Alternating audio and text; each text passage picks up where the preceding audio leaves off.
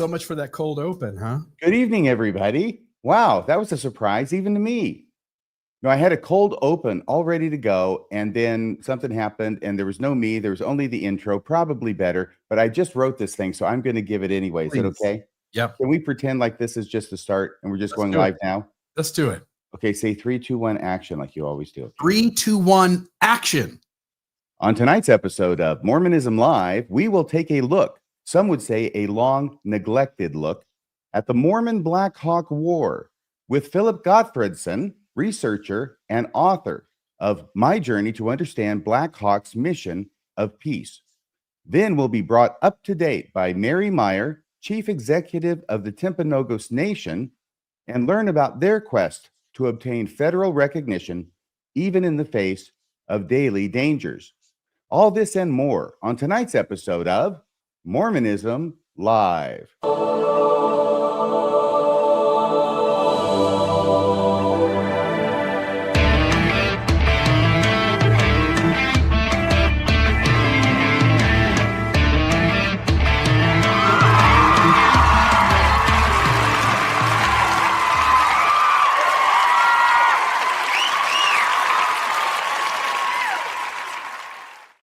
Mormon, good evening to you. I am feeling much better about the show now. Thank you. Excellent. I'm so glad. That was great, folks. You got to see the intro music twice, but the cold open was solid. Good job, RFM. No AI within a mile of my cold open. Yeah. How was your evening or your week, my friend? My week? Well, my week has been busy. Newscast Monday, then yesterday, almost 6 full hours. It's like almost an entire school day back when I was in high school at that city council meeting down in Fairview, Texas, which was really quite a ride. And I didn't say this last night, but I got to say it now. I don't think I could have made it without you people in the live chat keeping my spirits up. Yeah. Just like 6 hours of school minus the crappy school pizza, which I actually enjoyed. I don't know how you felt about your school's pizza, but mine was good. Well, I'm glad to hear that. I have no specific recollection as to the Sumner High School pizza. Okay, well, good old Sumner High School. Shout out to Sumner High School. I don't have anything really for us. I want to jump in somewhere along the show and just mention donations, but let's turn it over to you and get this show underway, my friend. Well, thank you. First off, we got Philip Gottfredson. Philip, I'm about to bring you onto the stage. Okay, here you are. There's Philip Gottfredson, researcher and author and general all-around good guy. How are you doing this evening? I'm very good. Thank you very much for having us on here.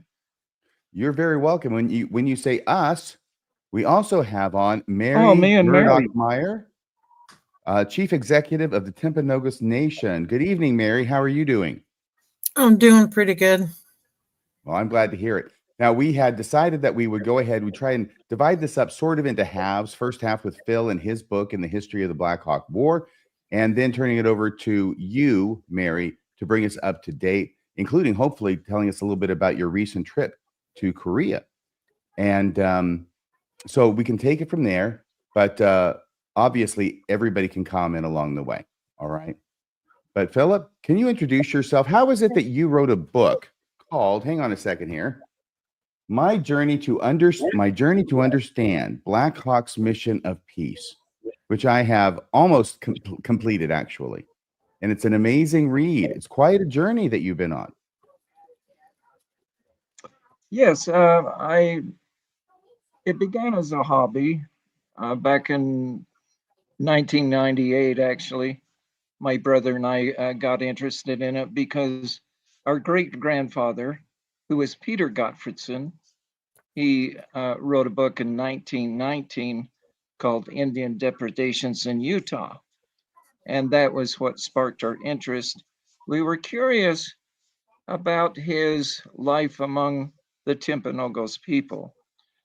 And that's how it began. So one thing led to another.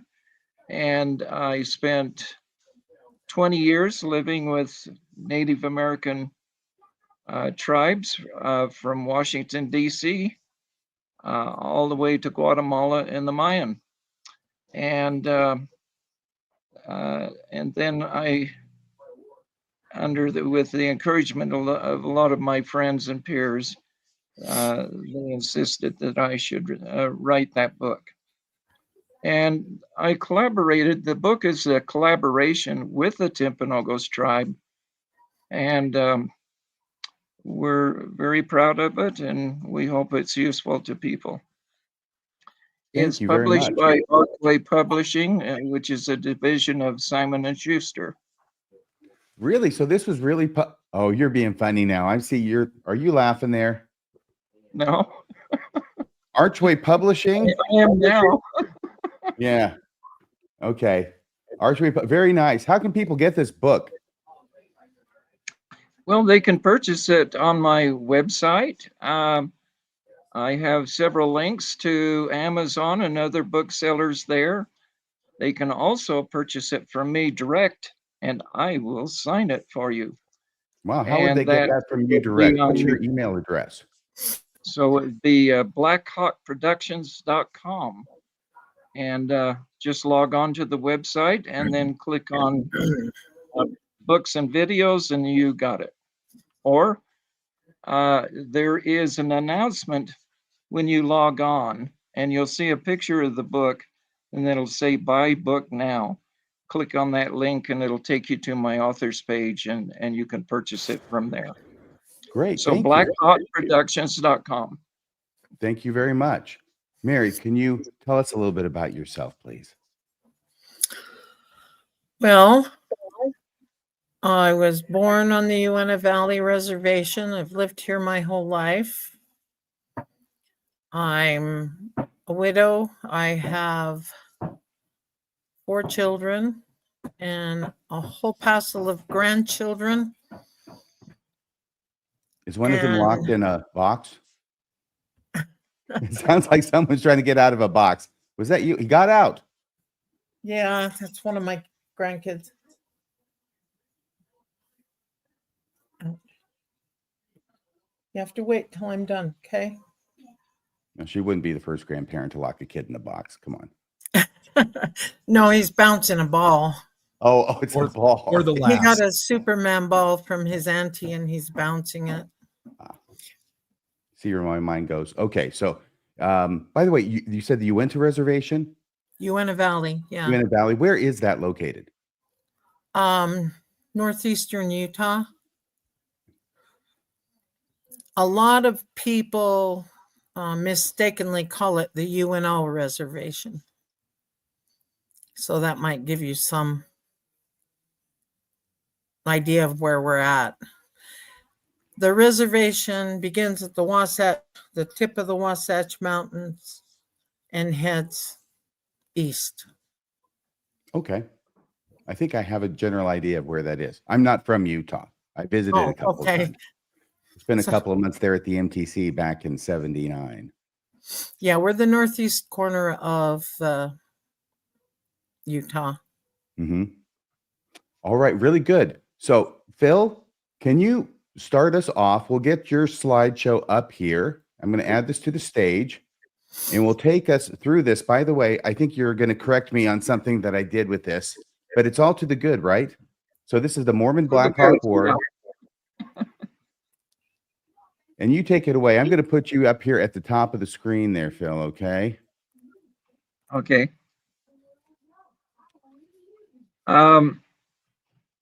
You want me to start with the correction, or you want me to go right into the Blackhawk War? Whichever. We'll go into the Blackhawk War. The thing is that this is a picture that is floated around a lot, and it is attributed to Blackhawk. And Phil told me that's the wrong.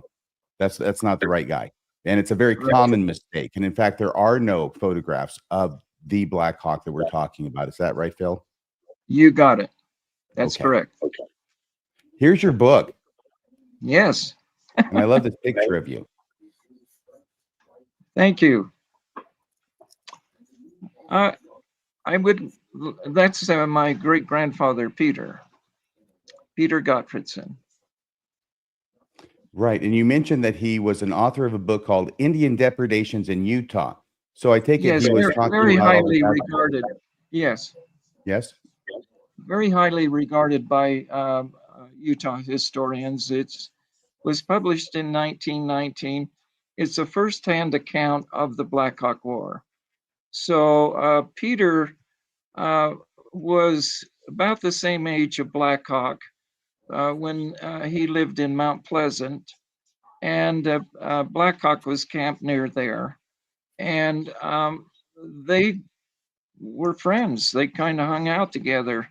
And Peter spent a lot of time in the Timpanogos camps, and they referred to him as the sheep captain. And Well, was this kind of like a Jonathan and David friendship? yeah, yeah, it was.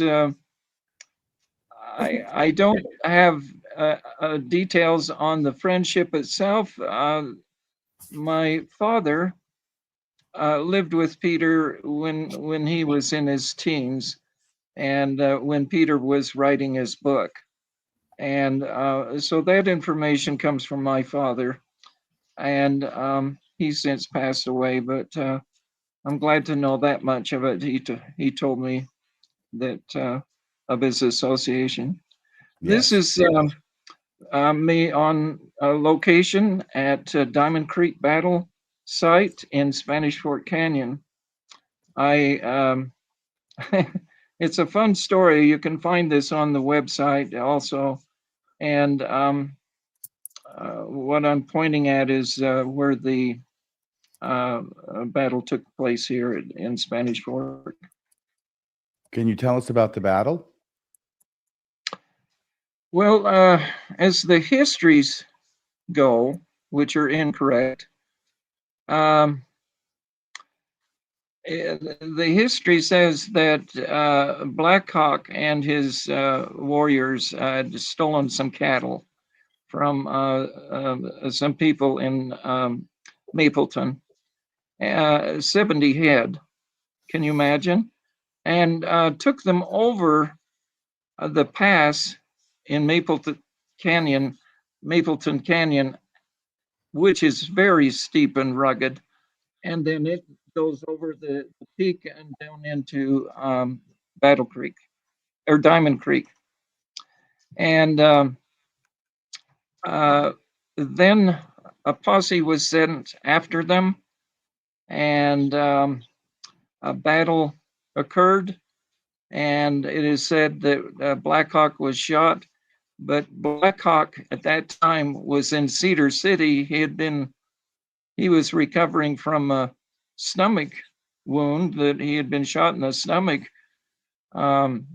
almost a month earlier during the Gravelly Ford battle. So he couldn't have been there.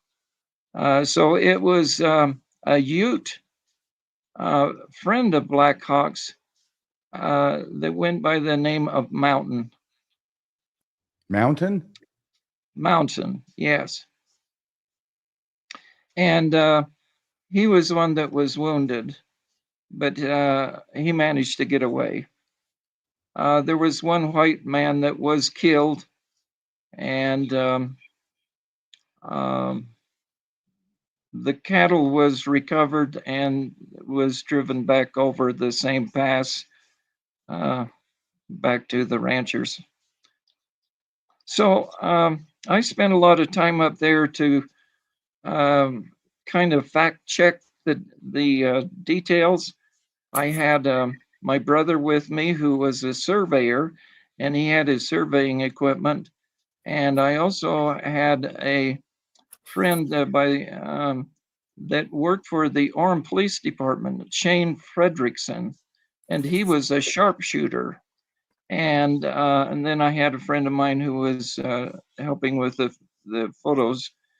The issue was the distances at which Mountain was shot, and saying it was 600 yards.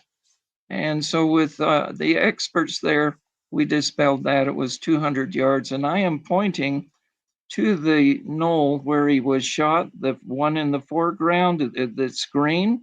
Mm-hmm. And behind it is the one that's dark gray. It's the one in the foreground that is green. That's where he was shot. And that distance is 200 yards. How were you able to tell something like that this long after the fact, Phil? Because Peter Gottfredson wrote a very vivid account. In his description, he described everything just perfectly. So I had his book with me and I read it aloud, and looking around the area, we could see exactly what he had described. Hmm. It just all fit in perfectly. So how did it get so wrong in the first place? I don't know. I think people just weren't that careful about writing stories accurately. Peter took a special interest because he used to write for the Richfield. Oh, I don't know if it was called the Gazette, but he was a newspaper reporter, so he had that training and that mindset. So he wrote very accurately about it. Is there I don't anything know. else you wanted People to? tell stories and they get um, distorted over time, and then somebody records that story, and then you find out it wasn't correct. Yeah. Did you want to say anything else about this slide before we went to the next? No, it's okay. Okay, this is a photograph of Special Order Number 1. We're getting a little bit ahead of ourselves. I would like to tell a story leading up to this, Okay. if I may.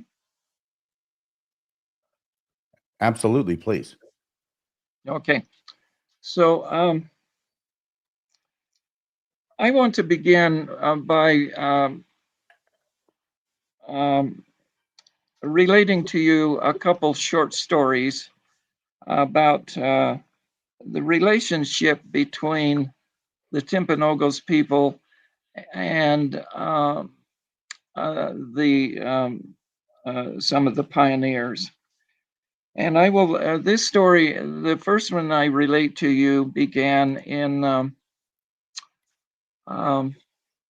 Mount Pleasant as well. There is a monument there that's called the Old Juniper Tree. Have you ever seen that? In person, no. Okay, it's located on I think it's about 2nd North and 1st West.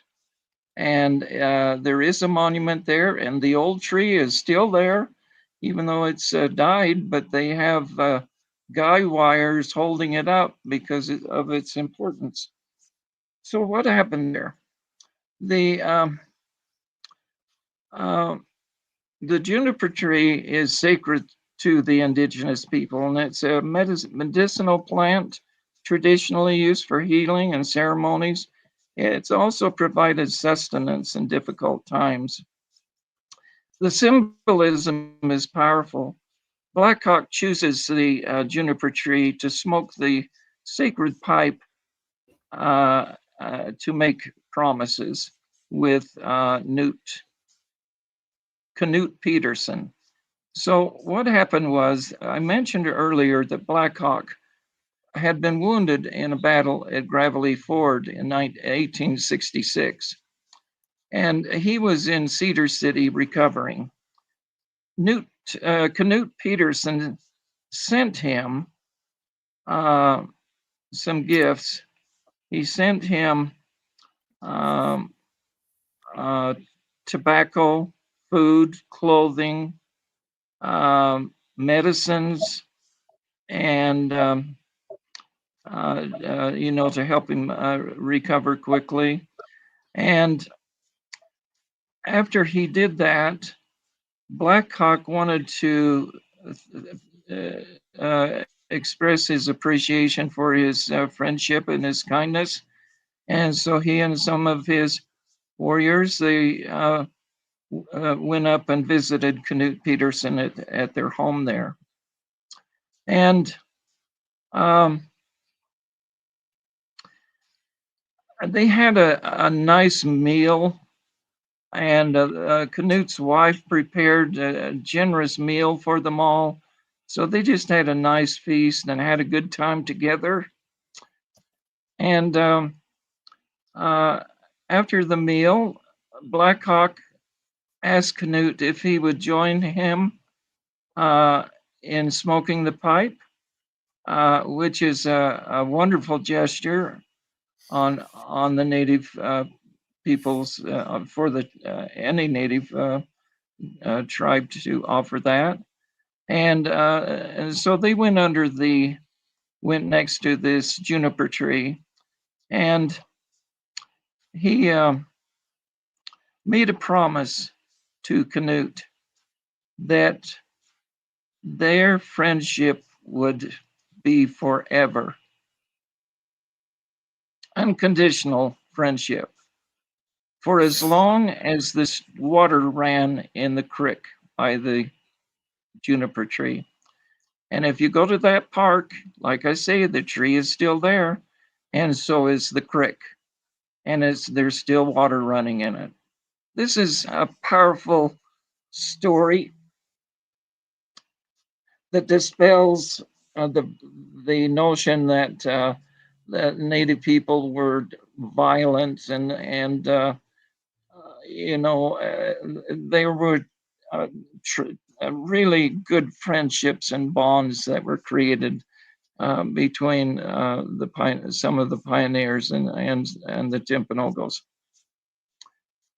The second one I want to read is by Benjamin Johnson, and Guffick was the name of the Timpanogos person.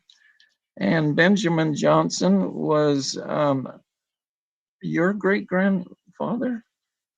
He was my great uncle. Okay, so I have here in the studio Carol Harding, who designed the cover of my book for me. She says Benjamin Johnson was her great uncle, and I'm going to read this. This is just one paragraph. He says, I wrote that not all Mormon colonists were conflicted with the Timpanogos Nation. Benjamin Johnson of Spring Lake wrote in 1855 about his Timpanogos friend known as Guffick. Quote, I saw someone moving in the brush at the front of the mountains and thinking it might be Guffick, I started in that direction. Seeing me, Guffick hurriedly came, clasped me in his arms and wept. I asked him, with his family and friends, to come and live with me through the war. I would give my life for his. Did anyone kill him or his? He said he could not, for if the Mormons did not kill him, the Indians would, should he do so.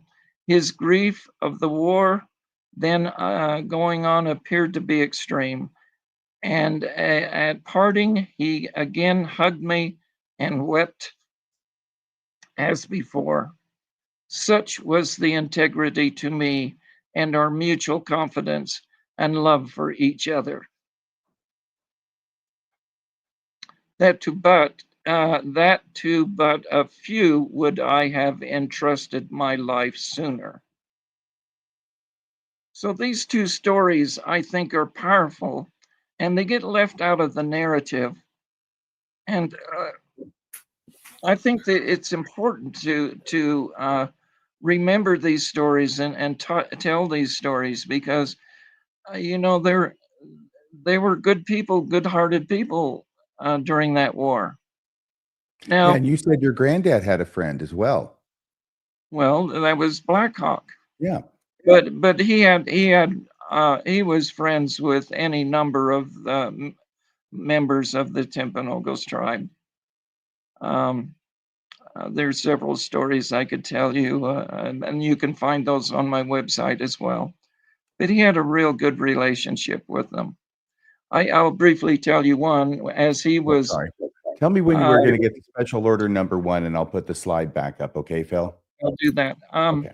And just FYI, I don't know if we want to do this, but I see on the website the tree is the tree you were speaking of. Yep. I tried to enlarge it a little bit on the left, but your original photo there is on the right, the old Peace Treaty tree in Ephraim, Utah. as you point out, the tree is no longer living, but it's supported up. It's an important monument for sure. Yes, the city is working on the possibility of casting this tree in bronze, and also to do some bronze statue of Knut Peterson and Blackhawk smoking the peace pipe. Wouldn't that be fantastic? Yeah, that would. So let me. Peter was herding sheep, and often Timpanogos warriors would come to his camp. They were delirious, in shock from all of the violence, and they were hungry. And Peter would feed them, and he would talk with them. That's the short story I wanted to share with you. So, Phil, and then was your sometimes, granddad yes, was Peter in danger of being found out and getting in trouble? well, yes, because Brigham Young spoke out against that, saying that you can treat them as your friends, but not as your equals. And and then he admonished his followers that if they would do that, we wouldn't have the problems that we're having. And I disagree with that. But so yes, he very well would be in trouble for supporting him that way. And I was just going to say that he wrote in his autobiography that sometimes people would, soldiers would come looking for the native people or the Timpanogos, and they'd ask if he had seen any, and he'd say, "Oh yeah, they went that way," which was the opposite direction where they went. So he was just being their friend. Did you want to say anything else to lead us up to the executive order number 1 or special order 1? Okay, so let me begin then the story of what happened in the Black Hawk War. First of all was Battle Creek. The way Battle Creek came about, that's a canyon located above Pleasant Grove, Utah today. And Brigham Young wakes up one morning and he thinks that someone has stolen his horses. And so he calls his militia and he orders Captain Scott to go after whoever stole his horses. And so 44 militia head south to Provo River. And they end up at Battle Creek. And 44 militia, this is early in the morning in February. It's cold, it's snowing, and there are 3 teepees there. And the 44 militia surround the teepees, open fire, and it causes everybody to run out of the teepees for safety. 2 are shot down. One is one is called Cone. They shoot him in the back of the head. He was unarmed, blew the top of his head off. There was another person that was killed, and then they all of the Timpanogos scattered, and they dove into a ravine where the creek was running. And so now they're standing in freezing cold water, and it gets kind of quiet. And so Scott orders his troops to throw rocks down in the ravine to get them out of there. And so then you hear them crying out in pain. And a young woman comes up from the creek, and she approaches Captain Scott and she says, "Please don't kill my brother. Please don't hurt my brother. And Scott says, well, go get your brother and bring him here. And so she goes and gets him. And it's a young man. He's maybe 12 years old. And he stands right before facing Scott. And he says, what are you here for? What did we do? What are you doing here? You've killed my family. Why are you here? Excuse me, I get a little emotional on these stories, but because I have a vivid imagination. But anyway, Scott says, do you have any weapons? And he says, yeah, we've got a gun and we've got a bow and arrow. He says, go get them and bring them to me. And the young man says, go get them yourself if you want them. And Scott puts a gun to his head and he says, you go get those and bring them to me, or I will open your ears so you can hear. So he comes back with the bow and the arrow and the gun, and he throws the gun at Scott's feet on the ground and breaks the stock. All right, now, next canyon over, which is called Spring Canyon, there was another group of Timpanogos who heard all of the commotion, the gunfiring, and so on, and they came over and they stayed under cover and climbed up on top of a peak overlooking the scene. And they were giving signals to some of the people which way they should run to escape. One of them they called Blue Shirt. And he started running up the slope to the peak and he was shot 16 times, unarmed. Okay, after this is done, they take all of these people, I think there were 27 of them, and they march them up to Salt Lake. They're not allowed to bury their family. They're taken to Salt Lake and they're made indentured servants. And that young boy was Blackhawk. And as I quote, it put bitterness in his heart. And so he vowed that he would get even with them. Okay, now let's move to Fort Utah and then we can bring up that slide on my cue. So that was not a battle in Battle Creek, that was a massacre. Let's tell this, let's say it like it is. Fort Utah. There we have an encampment next to the fort.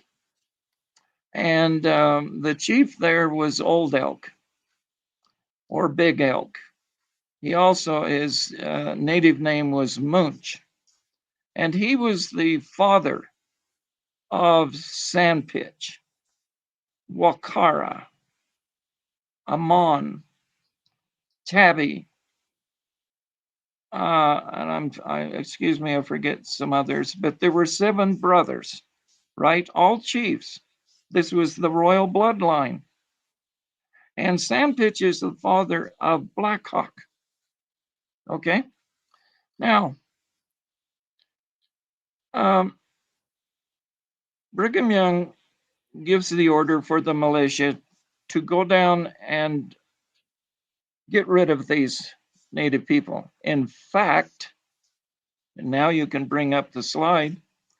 In fact, Brigham Young and the 12 apostles of the Church of Jesus Christ of Latter-day Saints signed this order. And this is order number 1. And can you read it there? It says, Daniel H. Wells, member of the first presidency of the LDS Church. I don't know if you can, let me see if I can enlarge that. I lost it. There's some writing above that I was reading, but this is order number 1. And they're saying to send the troops to Fort Utah and to exterminate them. Prepare to have them exterminated. Now, if you bring up slide number 2 to this is special order number 2. Let me read this before you enlarge it. On January 31st, 1850, Apostle Daniel H. Wells drafted orders for Captain D. Grant to exterminate the Timpanogos, known as Special Order Number 2.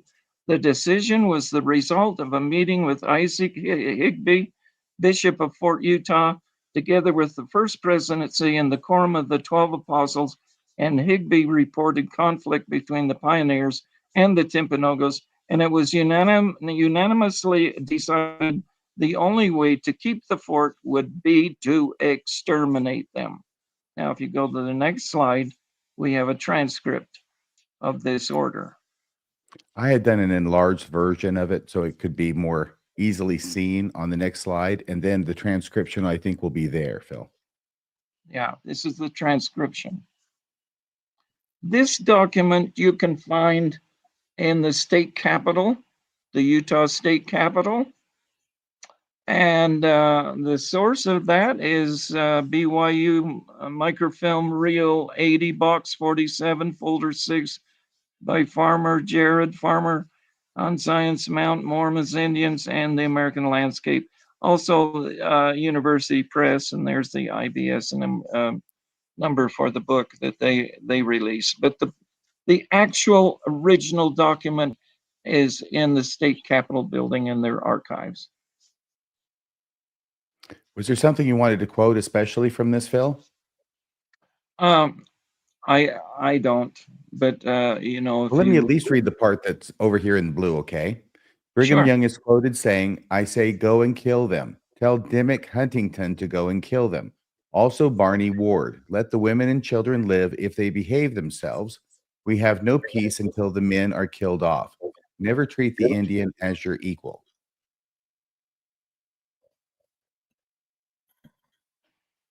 pretty,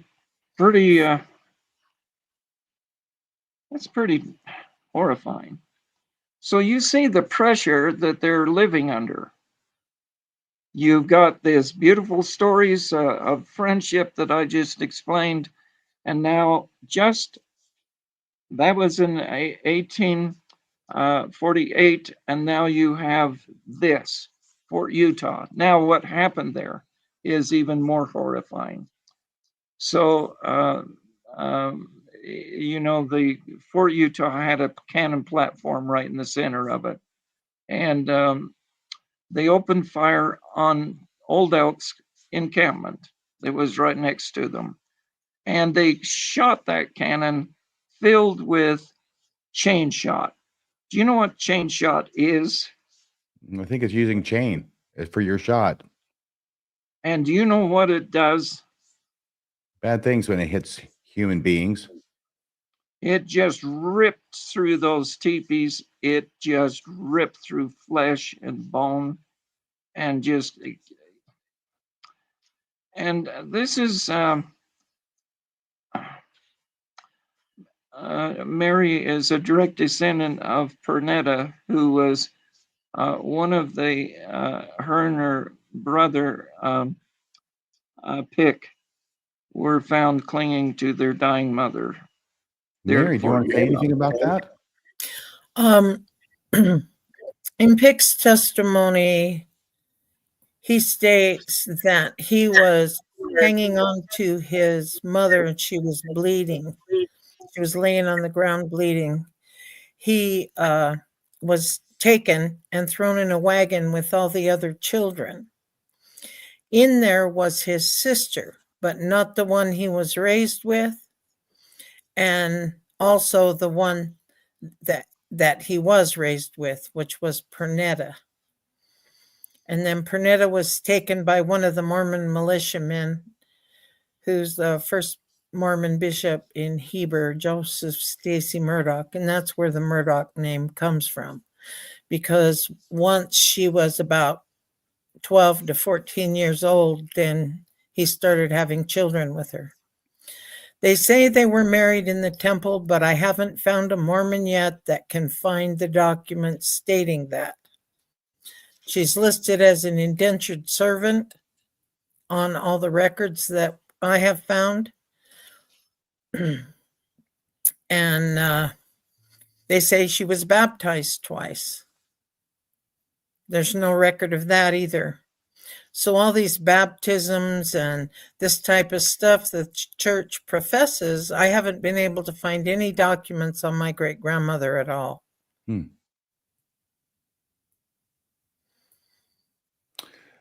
Phil, I know you have a couple more comments to make and a couple more slides we have before Mary brings us up to date. That was just the beginning. Now, Old Elk and his family, they tried to escape, and they ran up Rock Canyon.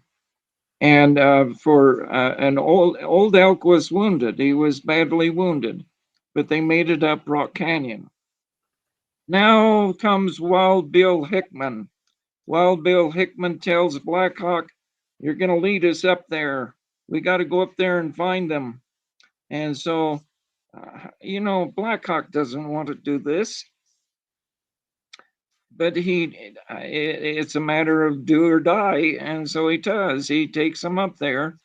And when they get to the encampment, Hickman orders Blackhawk to go in the teepee and bring out the Old Elk and his family. Well, he goes in there. Old Elk has died. He's frozen. And so Hickman goes in and takes his big knife out and hacks the head of Old Elk off. And then he ties it to his saddle with his long hair. And they go back, and Old Elk's, I don't know, his wife, a woman who is very close to him, she tries to make an escape, and she starts climbing the rocky cliffs there, and she either slipped and fell, or she jumped. But either way, she died. And that peak, as you know, was called Squaw Peak up until just last year, when the government made them change the name.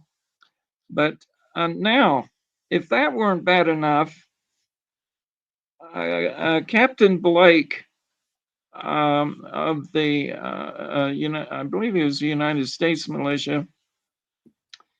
He, all the native people were back at Fort Utah. All the native people are scattering for their lives, and many of them go south and go down to the lake, and the lake is frozen, and they can get across the lake to what is called South Mountain out there. Well, Blake orders his men to go after them. And they line up 20 of them on what is called Table Rock, and they just murder them. And they chase the others out on the lake, and then with their swords, they decapitate them. And they decapitate all of them. Some 70 heads they bring back to Fort Utah. Now, who is there? Blackhawk is there, and those people from Battle Creek. And they're held captive under the cannon platform. And they bring these heads down, and they put them in boxes, and they put them around Blackhawk, these people from Battle Creek, for 2 long weeks. Why? To teach them a lesson. Who's boss here? We're in charge. Now, what happens to those heads? Well, did you know that there was a market for body parts? And a head could fetch as much as $100. So they take all of these heads, and what do? They ship them back east. For medical purposes, right? Well, what is that? Back in those times, you're a doctor and you want to have a skull on your desk, Mm-hmm. That's what it was about. So somewhere out there around the lake, there are some 70 bodies, some 100 bodies out there with no heads on them, skeletal remains. Now, what is that? Is that a battle? That was another massacre. Battle Creek, Fort Utah. We need to understand these things. We need to know the truth, regardless of what happened.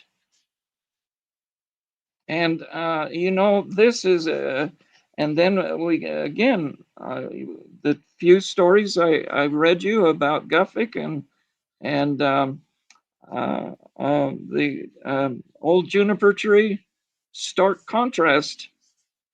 You got settlers who are trying to get along, and then you have others who's determined to take their land, take their lives away from them. I want to quote to you what our friend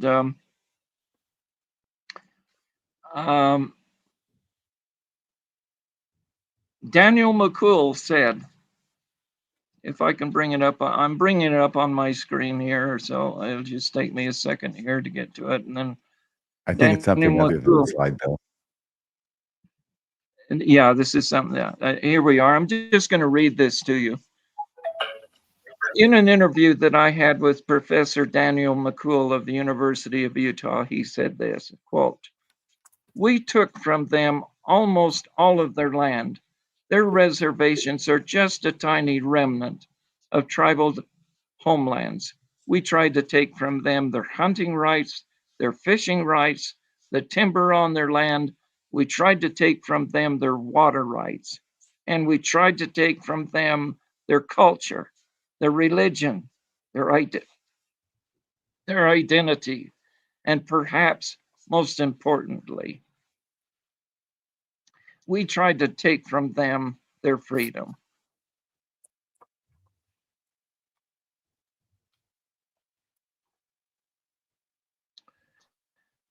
Now, following the Fort Utah massacre, we have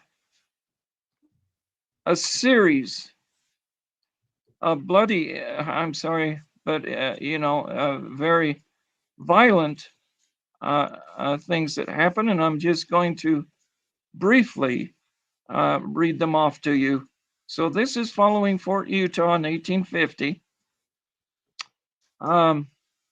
There was the murder of Old Bishop, and this is where Richard A. Ivy and Rufus Stoddard and Jerome Zabriskie, who met an Indian called Old Bishop outside of Fort Utah, who was wearing a shirt. They accused him of stealing off a clothesline. Philip, I just want to interject here. Philip, can you hear me? Yes, sir. We have Yes. a direct descendant of Zabriskie in the audience tonight, and he's in the Well, live chat. okay. He's been there quite a while, and for a while, and he announced it tonight that that's a grandfather, a great grandfather of his. Okay. Well, this is out of church archives. This is out of state archives. This is out of John Alton Peterson's book. I'm not making this up. Oh, I'm sorry. It's not that he was Mr. bragging about it. Zabriskie. He was just letting people know. Okay. Yeah, no one's challenging you on the history for sure. It's just to note that some of the folks that are in this history, that their descendants also take an interest in what happened. Yeah, and they're watching you tonight, and that's kind of kismet. It is, and I don't mean to be disrespectful to anybody. This is hard. Hell, I went on a mission for the church. I went through a huge transition. This was hard for me to spend 20 years living with this. I know how you feel. That's why I get so emotional. But so if you'd like me to skip over this one, I can. No. The three who killed Old Bishop. That was a hugely triggering event. Yeah, so old Bishop said, no, I didn't steal it. It was given to me. And so they shot him. Point blank, they just killed him. They gutted him, filled his cavity with rocks, and threw him in the Provo River. And went back to the fort and bragged about it. The next one, the Timpanogos, well, we discussed that one. There was the Richfield, 1851 Richfield raided. 1851, Porter Rockwell murders 5 Indian prisoners in Skull Valley. 1851, death of Squash Head in Springville. 1852, Mormons use slavery as a tool for redemption. 1853, Gunnison Massacre in Mallard County. 1853, 7 Timpanogos deaths by execution in Nephi. 1853, Ivy kills Indians, begins Walker War. 1853, the Walker War. 1853, attack on the Willow Creek. 1853, Parley's Park. And so on. It goes on and on and on and on, clear through 1866. Now, the reason I read all of these off to you is this. Today, published on the internet, we have somebody who has published an article that says the Black Hawk War started in 1865 and ended in 1873. This is someone of importance who has published this. They're leaving out 27 years of the Black Hawk War. This Black Hawk War spanned 27 years. It's important to know that. I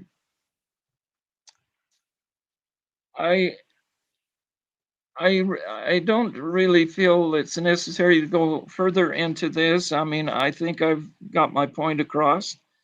But please, we need to understand that these were not savages and heathens.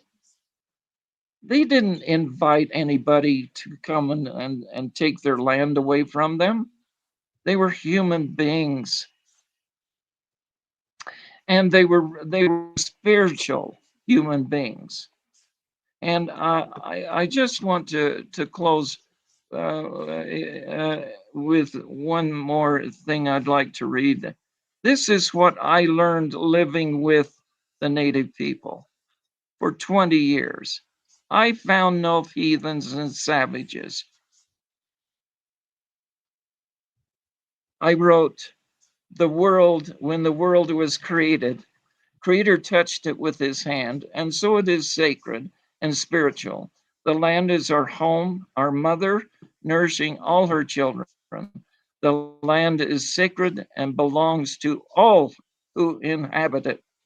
Native American culture is a perfect example of total spirituality without religion.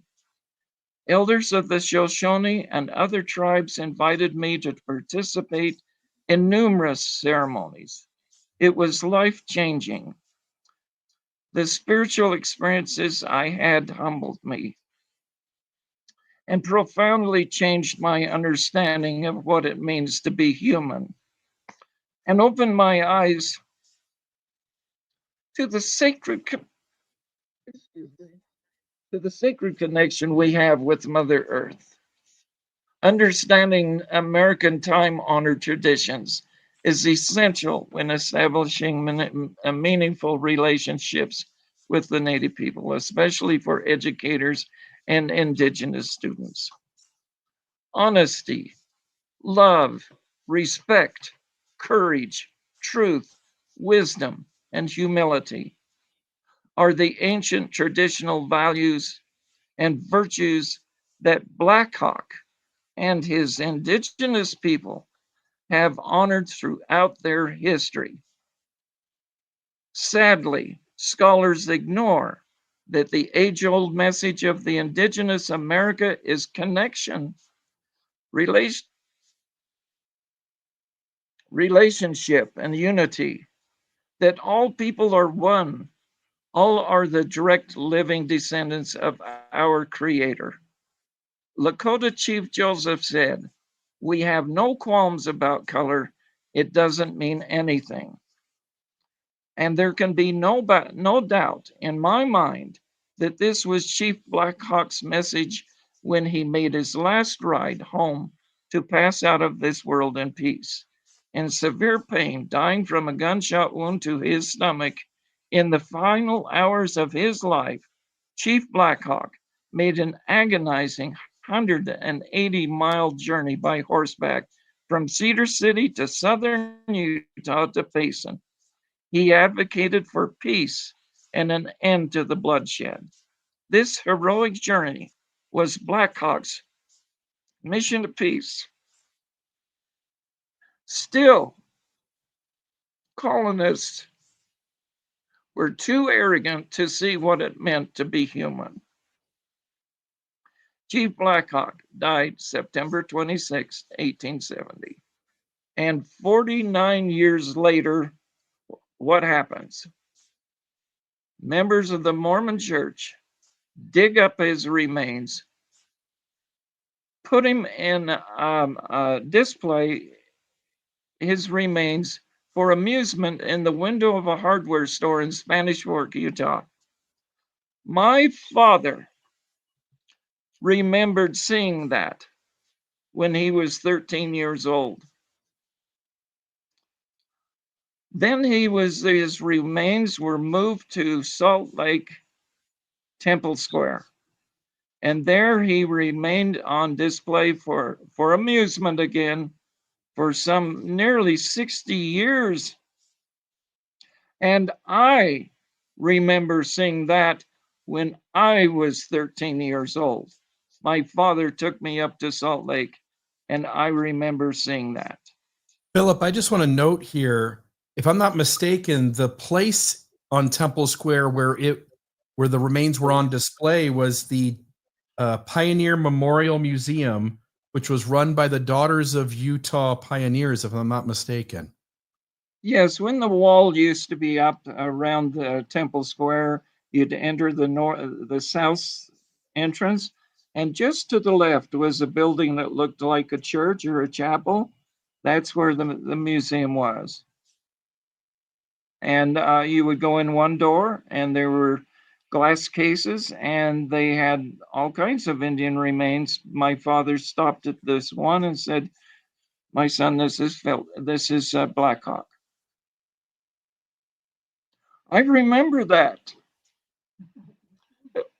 and it sticks with me. And Carol Harding, who's sitting here by me, she says, "I remember it too." Several times she said. This is so, there's a lot more detail to the Blackhawk War than what I have covered. And gosh, that would take me 3-4 hours to do all of that, but I would be happy to do it. But I think I've made my point. Can I ask a brief question? Yes. Somebody in the chat, and this was what I was raised with as a narrative too. So I joined the church as a teenager. I was all in, and I trusted the church's narrative about its own history.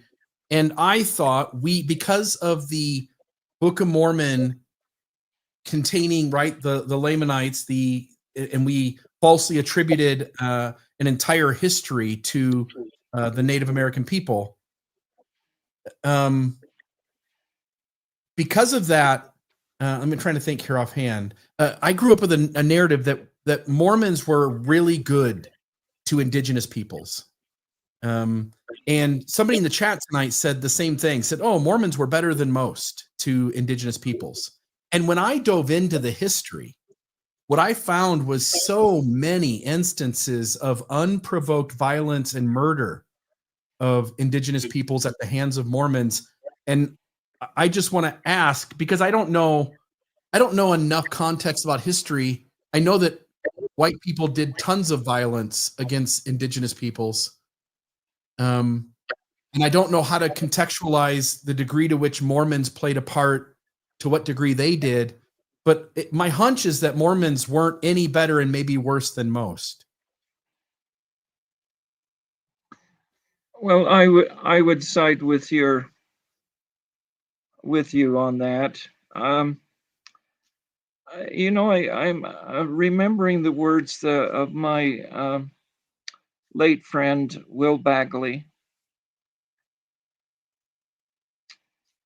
who I spent a lot of time with, and he helped me out a great deal.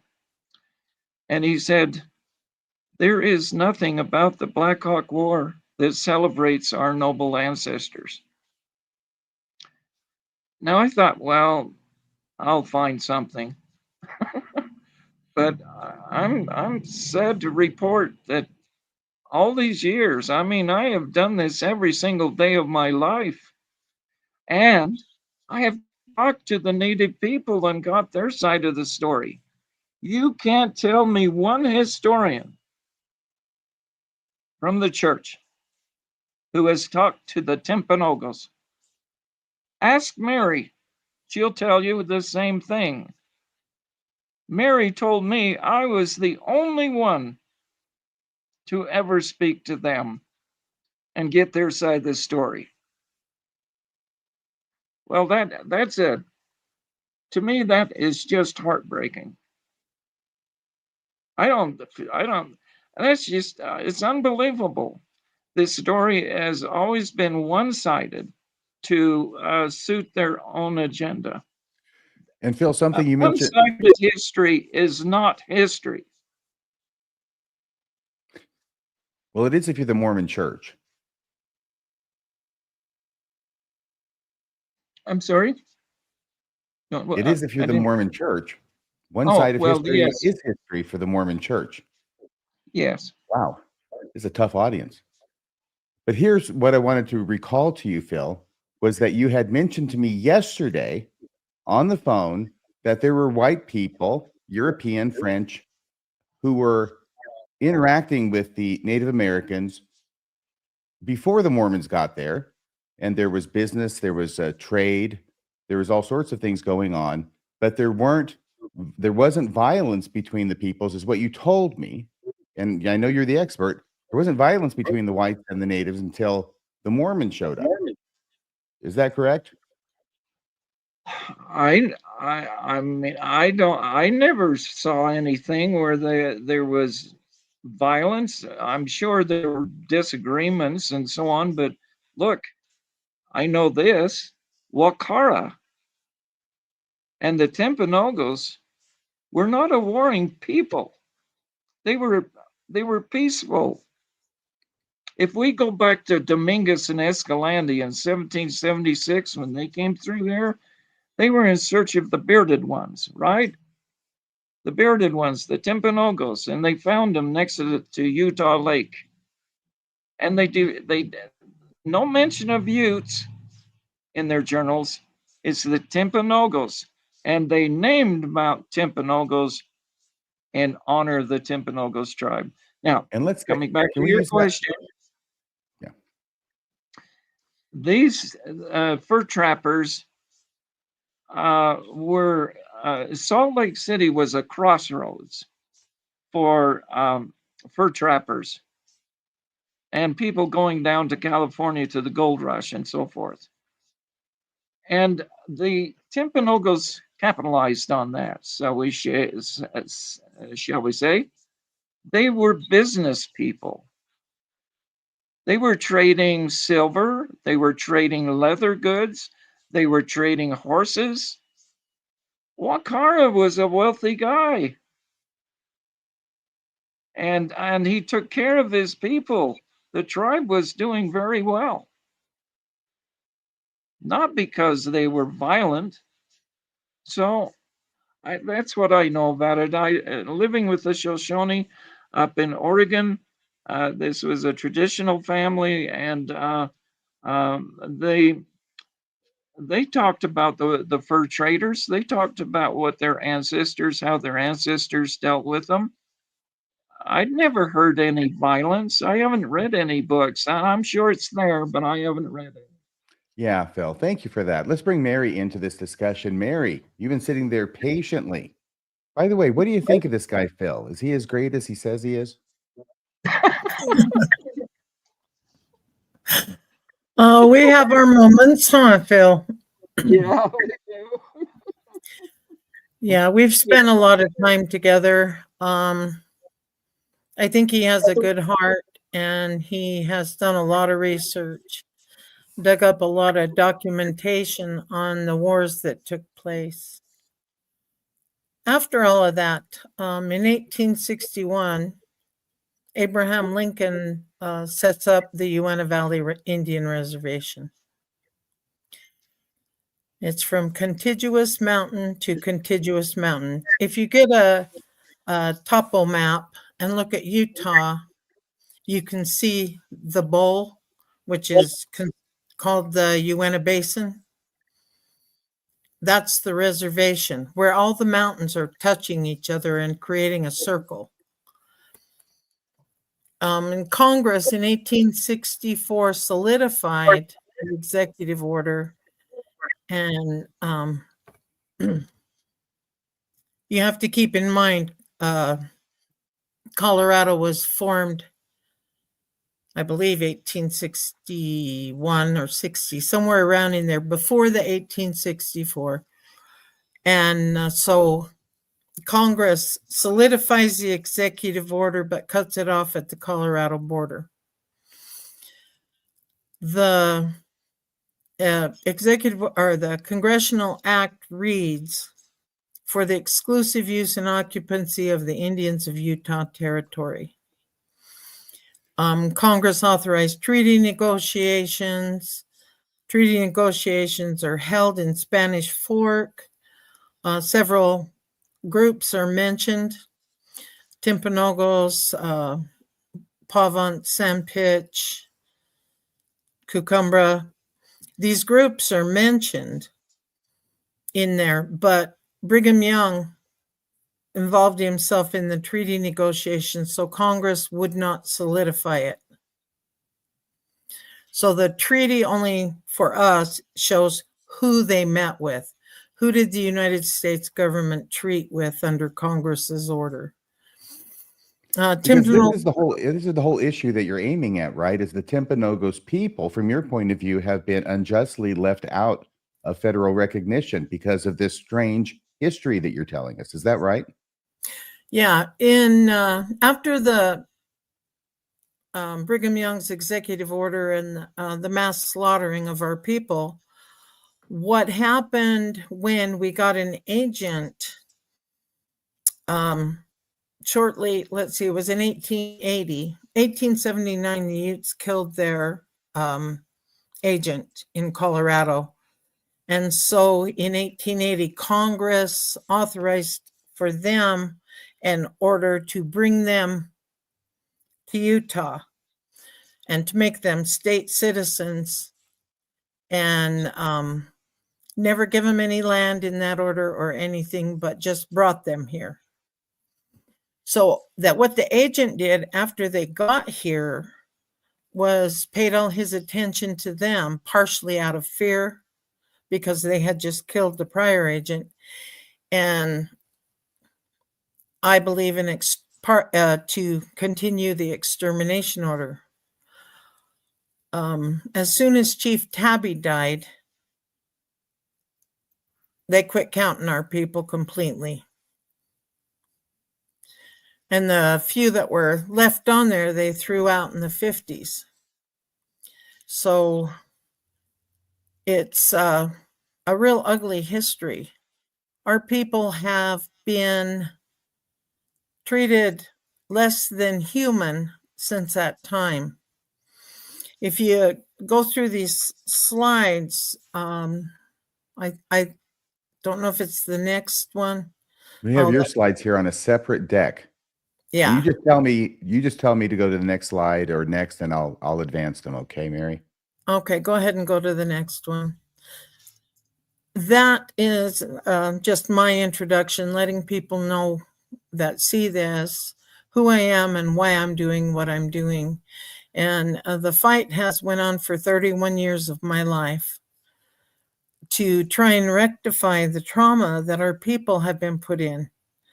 Our ancestors that survived all the trauma that Phil was talking about were very silent. They didn't talk like most Native tribes share things. They didn't want to talk. They didn't want to pass that trauma on. So it got passed on in different ways. The lack of certain knowledges and things. And a lot of the traditional ways were kept, but a lot was lost.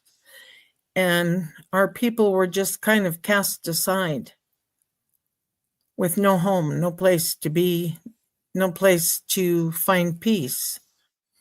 You can go to the next slide.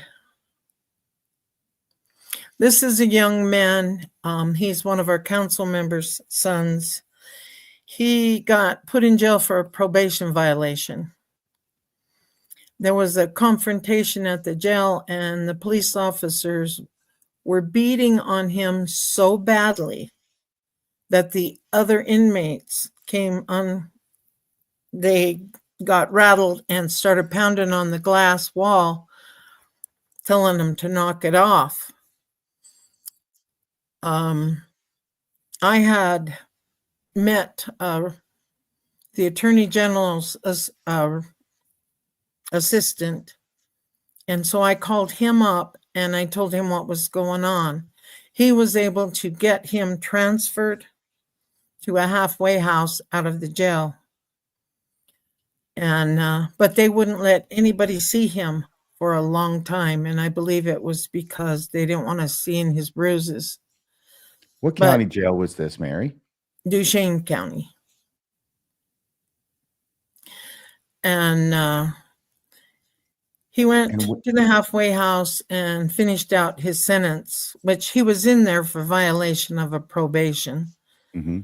And the next slide. When did this happen?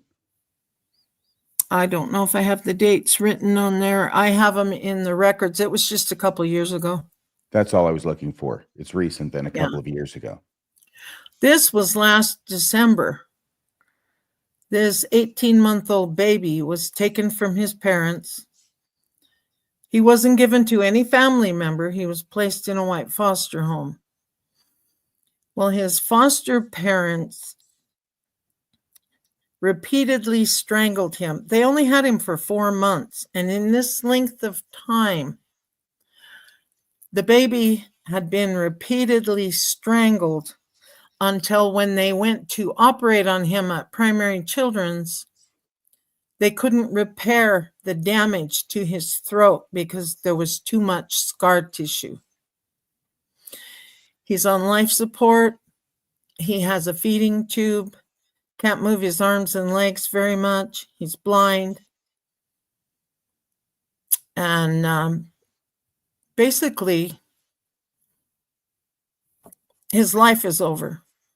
He's never going to taste food. He's never going to go on a date. He's never going to have life. He's never going to be able to do anything. He's confined to that bed until the day he dies. And he's still there. And after this trauma, then the court let his mother see him. And she's been by his side since. Two questions, Mary. First off, it's a minor point, but you had said this was last December. The slide says December of 2022. Oh, that's whatever I wrote on there, because I did this right after. Oh, the slide's correct. Okay, so it has been a few years, but his condition's not getting any better. He's not going to get better. And the other thing I wanted to ask you was, you're telling us these stories, and they're very heart-wrenching. How is it that federal recognition of the Timpanogos as a nation would affect these situations? Well, number one, we would be able to set up our own social service office, and ICWA would come into effect. Now, there have been courts that have acknowledged ICWA for us, What is ICWA? Indian Child Welfare Act. Thank you. There was a boy that was taken from his parents in Ogden. The court notified us. They said by law they were required to under ICWA. They asked us what to do with the child. What would be our recommendation?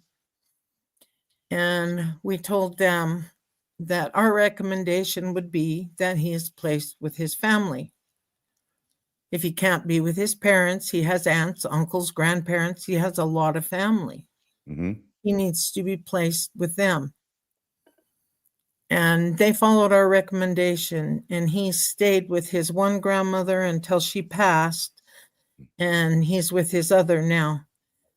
He's cutest little thing. He was only knee high when this first took place, but he is almost, well, he hits my shoulder now. We're talking about And somebody other than the child in the slide at this point. Yeah, he's doing very well, but ICWA was followed. This little man has a large family, and there are members outside the family that would have been willing to take him. But state social services looks at us like we're nothing. No, we don't have to comply with that. I have court documents from another child that was taken and adopted out, taken from his parents, that would just curl your toes. Can you tell our audience what the likely motivation is for the nations or the tribes that inhabit the area currently to not want you to have federal recognition? I think they were taught to hate us. They were taught when they were brought here that we would kick them out of here if they were good to us. I know the old people were told to be good to us because this was our home. But without getting into a lot of detail, there was a couple state attorneys from the Wasatch Front that came out here and poisoned them. I had a Ute elder tell me that they came to his house and said they needed to do something to get rid of us. I believe it all stems from that executive order, which is still on the books. And his dad ran him out of the house. But how many people did they say that to, and how many listened? And then another factor is this reservation's laden with resources. Yes. And by resources, you mean what? Oil, water. There's just everything here, timber. And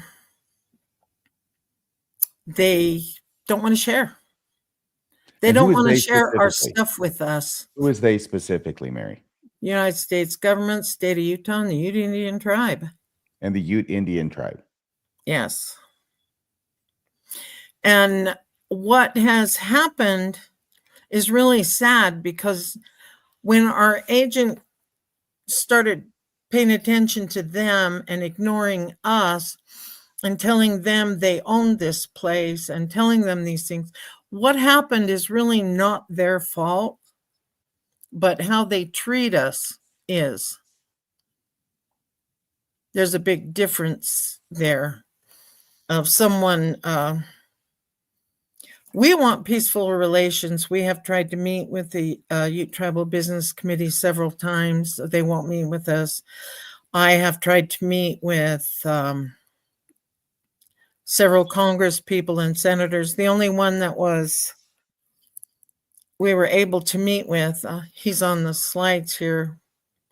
Oh, and I can't think of his name right now. I just drew a blank. Is that Tabby? No, Tabby was our chief. He's the one that brought us here. I'm talking about Utah Congressman.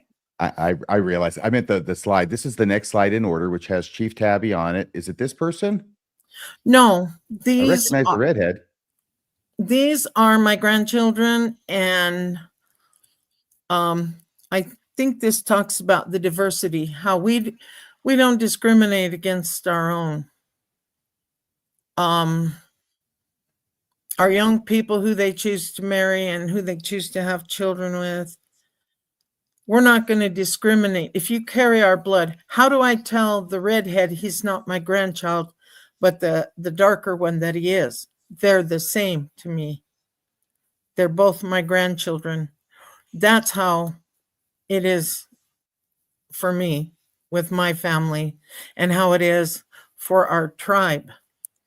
Our blood level is 164th, and the reason being is for that reason. How do you tell one child he can't have or fit or be part of when the other one can? That's wrong. Our people have always been peaceful, sharing, loving people, and for that type of behavior is just not right. And so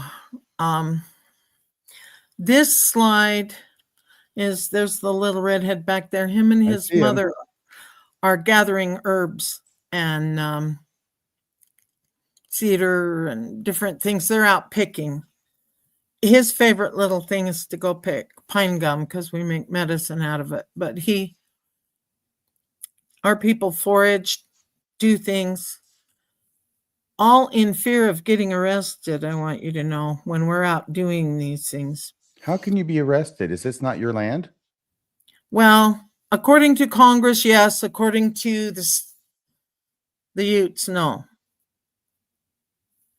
There's a conflict there that needs settled, because legally, the 10th Circuit Court has said that congressional act gives Indian recognized title. So we have recognized Indian title to this land. So we have rights here. They also said you don't need federal recognition to exercise your Aboriginal rights.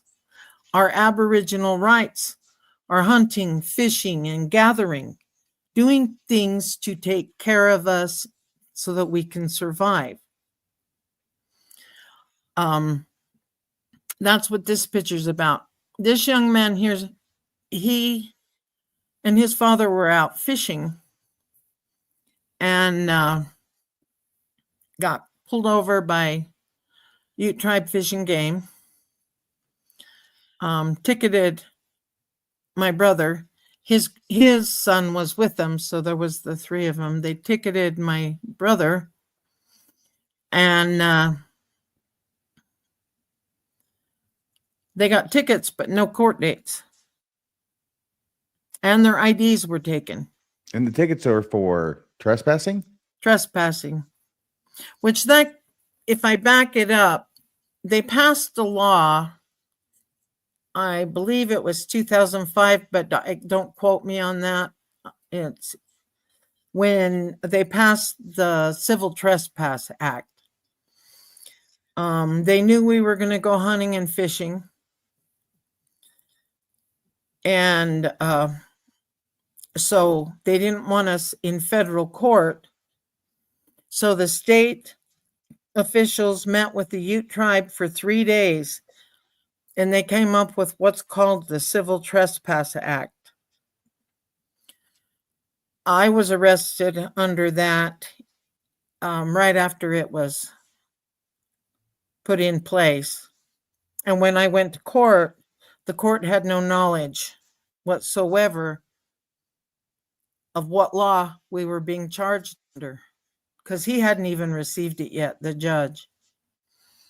So he told us just to wait. We filed papers in the court. By papers, what do you mean?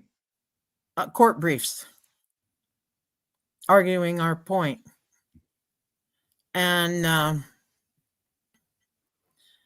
nothing ever happened of it. No court date, anything. And through the years, different members have been pulled over, their IDs taken, and then just let go, told to leave and let go. And I bring this one up because I think it was 2 years or a year later, he's the one that was fishing. And the Ute Tribal Fish and Game told him he had to leave. And he said, I have an Aboriginal right to be here. So the BIA officer came and he arrested him. He told him, you can go, or are you going to stand your ground? And he said, I'm going to stand my ground. So they cuffed him and put him in jail. While he was in jail, his ID was taken, his tribal ID. He was kept in jail all day. They couldn't decide what his actual charge was. It's a trespass charge, not a fishing charge. Fishing would go federal. It's a trespass charge. And they couldn't decide if it was a criminal trespass, a civil trespass, or there's one more form of trespass. And they were bantering back and forth. His bail went from a couple $1,000s down to 300 and everywhere in between while they were bantering back and forth, until the judge finally said, just let him go, but have him sign a paper that he will be in court. He will come to criminal court. So he signed the papers. In the meantime, his truck had been impounded. Over $2,000 worth of fishing gear and things had been taken from the truck that he can't recover because he has no court. We went to court, but they wouldn't file his plea papers. They wouldn't file anything for us. And the prosecutor, which is Rasmussen, he was yelling, don't file anything for him. Don't file anything for him. They're nothing. They're nothing. And the bailiff finally came out and said, court's canceled for today. And we're still waiting for a court date for him. He's never got one. Mary, you're going to need to get an attorney and file a separate lawsuit. We have been looking for one. We plan on it. Okay. But it boils down to simple harassment. After all these years, they keep doing it. Now they're finally putting somebody in jail. Enough's enough. How's your car doing? Tell us, please. Well, a while back, when I got in the car and went to Vernal to go to the doctor's office, this is the part I didn't tell you earlier. I went to the doctor,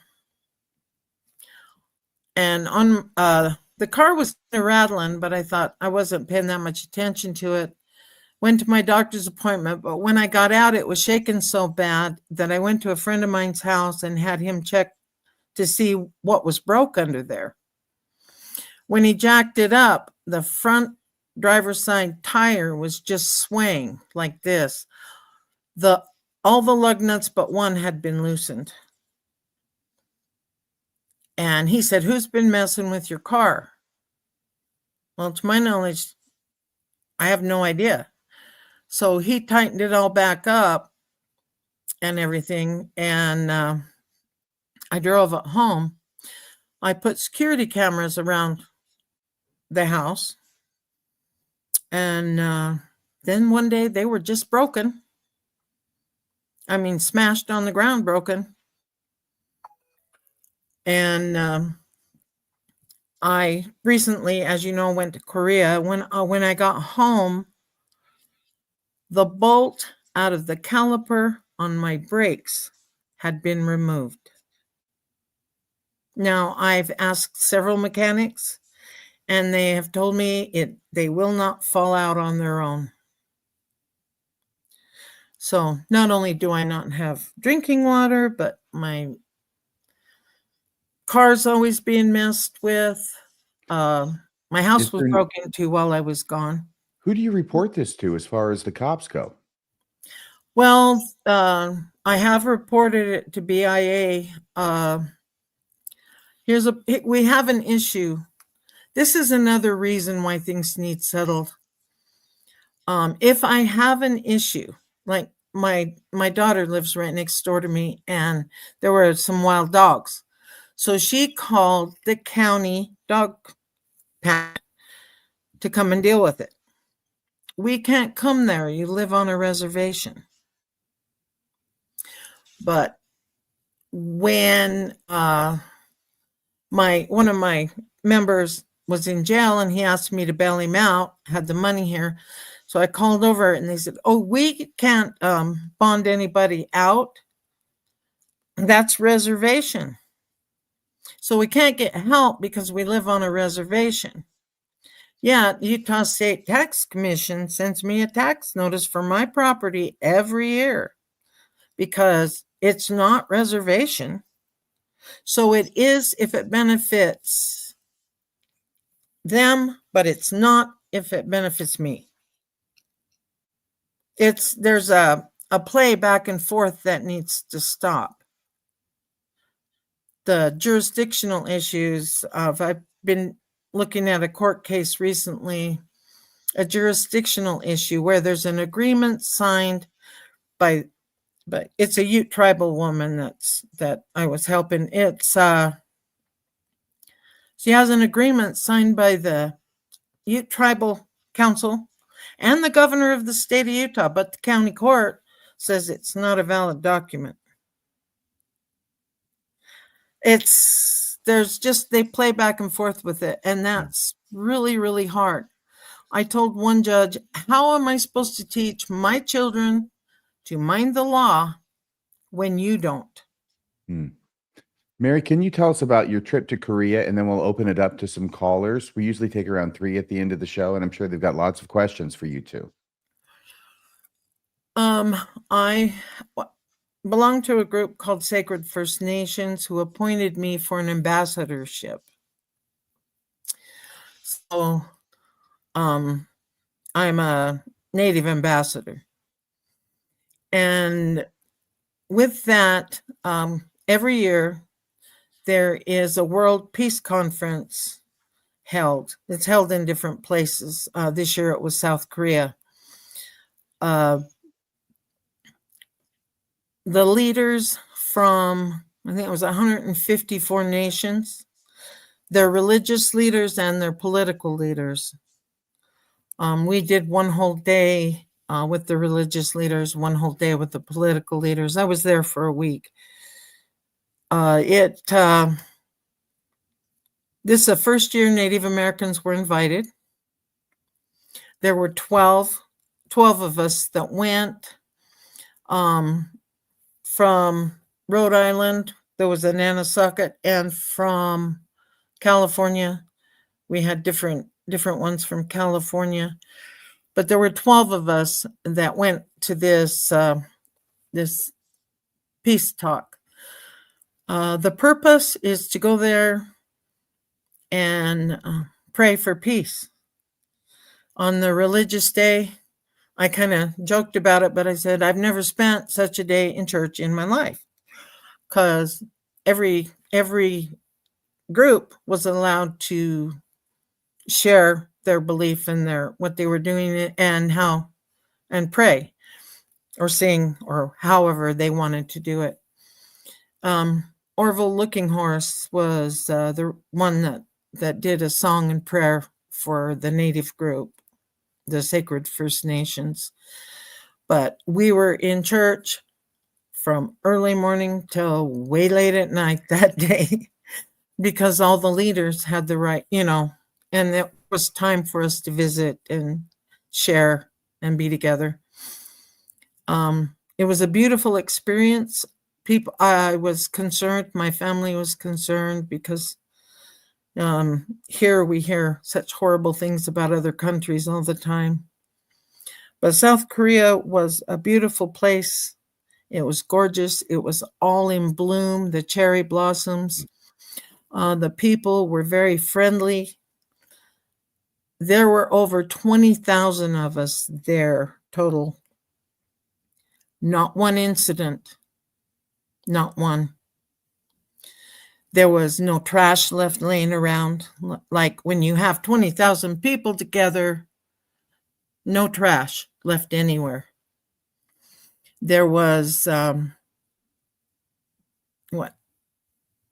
human kindness shared between black, brown, Orientals, white people, Mormons. There were Mormons and Catholics, Protestants, Baptists, born agains. There was all these people there, and there was no conflict because everybody had the like mind. We want our children safe. We want a good place to live. We want to be able to survive in peace. And that was a prayer that went out from South Korea to the Lord from all these nations. And it was a beautiful experience in that aspect.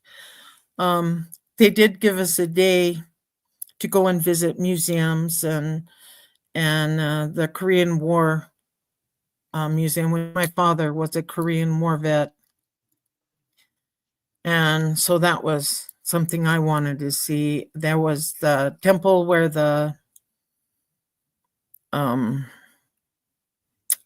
emperor years ago was, in his whole compound. We visited that. It was very, very beautiful how they have protected and restored their old buildings. They don't tear them down, they restore them, and it was gorgeous. I was shocked. South Korea, I would say, is way bigger than New York. I mean, it's huge, huge, huge. The motels and the roads, I wouldn't want to drive there. I would definitely not want to drive. They have big freeways and lots of traffic and turn here, turn there, and some of their turns are like U-turns. But we had transportation provided for us. It was a beautiful experience. I had a good time. And I felt honored to be able to go there and represent our people. Well, it sounds like a great time. Bill, do we have anybody on the phone line? No, I don't have anyone on the line at the moment. But I did want to ask the two of you. I wanted to ask you guys a question. One of the things as I prepped for this episode, I went and did some research on the Black Hawk War, and all these battles and things that were going on. Knowing as someone who's left the church and knowing how they've handled history and often hidden things and obfuscated from stuff, what I found, it didn't surprise me, but I wanted to check in and see if either of you had any thoughts on this, which is there was a section in the research that pointed out that the church had, in various ways, either covered up or just stayed away from telling this history. And some of the things it named, it said, official church publications, that the church doesn't really, and it doesn't really talk about the battles, the wars that happened with the indigenous peoples. It noted local histories often avoid it. It noted that school curriculums avoid talking about the violence that Mormon populations enacted on indigenous people.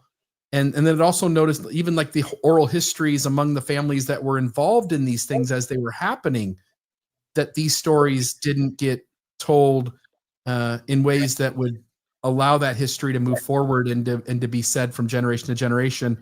I wanted to get any thoughts from the two of you on that aspect too, because I think that won't surprise listeners, viewers, but it is something that'll be interesting to them. I believe it's because the church on one hand says that the Indians are the chosen people, and so it's not conducive for them to say, but we murdered them. I do want to make one point. The church itself is an organization. and you have higher ups, and then you have your general populace. Throughout the general populace, I have found nothing but goodwill. There's a lot of people that want to help us. The higher ups have remained silent. Yeah, and that, by the way, that's I'm going to unmute you, Philip, so because you're getting some reverberation from when Mary's talking, but feel free to pipe in here. I'll just note that that's not going to be surprising. I mean, members of the church don't know the church's history very well, and most of that's because the church has set itself up as the truth teller while not telling the full story of any issue in church history. And so most members think they're getting the truth from their institution, when in reality, so little and what little they are given is either whitewashed or doesn't mesh. It contradicts the actual history that's out there. And so that won't surprise folks at all. Mormons, like you said, generally are good people who, if they knew, would reframe how they approach things and would think about things differently, but they're never given a chance because, as you point out, Mary, the institution keeps things from them. Philip, do you have any thoughts on that question as well? Yes, first comment I'd like to make is talk to the Timpanogos, for heaven's sake. You know, we hear historians and people talk about them all the time and accuse them of this and that and the other, but they never talk to the Timpanogos. Why is that? Why is that? You can talk about a people, but you can't ask them if they have a different story or if they have a different version of a story. And then the second thing I want to share with you and the listeners, Michael Quinn wrote this. This was written about Michael Quinn. It says, no, he said this: Mormon history has dominated the narrative in Utah. Historian Michael Quinn said in 1981, when he spoke candidly to an assembly of LDS Church members, the quote, "The accommodation history advocated by Elders Benson and Packer and practiced by some LDS writers is intended to protect the saints, but delusions them and makes them vulnerable. The tragic reality is that there have been occasions when church leaders, teachers, and writers have not told the truth. They knew about the difficulties of the Mormons' past, but have offered to the saints instead a mixture of platitudes, half-truths, omissions, and plausible denials. For Michael's honesty, he was rewarded with excommunication from the church." Yeah. That's funny because I went before several bishops trying to have my name removed because we were kind of pushed into being Mormon when we were kids, because they're everywhere. We're in Utah. But and I was told point blank out, we would rather see you in outer darkness or in spirit prison than outer darkness. So no, we will not remove your name. How long ago was that? Because now they kind of gotta. They kind of don't if they don't wanna. My Oh, brother they're subject to a lawsuit. I mean, there is case law on this already. My brother sent his rescindment off 2 years ago, and then they're supposed to respond to your letter. Yes.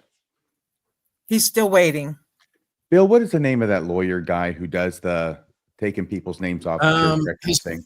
His first name's Mark, but his website is Quit Mormon. So if you go to Quit Mormon, as a lawyer, he'll take care of it. And he'll follow up for you. You will need to send in a little bit of documentation. The church gives him a ton of hoops he has to jump through. to make it happen, but he will take the initiative and follow up with them every so often to ensure that the process is moving along. So I think it's quitmormon.org, if I'm not mistaken. Quitmormon.org, or just quit Mormon in the Google search, and I'm sure it'll bring it up. Yeah. So that's what I can recommend. By the way, Bill, did you know that somebody down here who hasn't called in but is streamed in or something? We've got two rows of these things now, and he's in the second row. Yeah, I see that. So we'll get to him. Let me do this. I'm going to suspend new calls. We do have callers in the queue, so we'll get to you. I promise. Chuck, how are you doing? Didn't see you down there. Sorry, my friend. See, there's two rows. Yep. 1, 2, 3, 4, 5, 6, 7. We got 7. They're full up, and then there's rows below it of different screens that are going on. And I'm just glad I saw you. Yeah, this is an amazing job you guys are doing here. It's perfect. Thank you. 5 of us up at a time. That's great. What's your thoughts on tonight's episode, Chuck? So Native American issues are something that are very near and dear to my heart. And, we all sit here on their land, and we need to, I think, appreciate that a little more than we do. None of us made this mess. We weren't here when it happened. But giving the benefit of the doubt is the least we can do, I think, both in government, personal government, all facets here. Assist where we can. Yeah. And at the very least, tell their stories, right? Give them a chance to put their history out there and allow us all to sit with the discomfort of what happened. Absolutely. Yeah. I appreciate your comment. It's funny.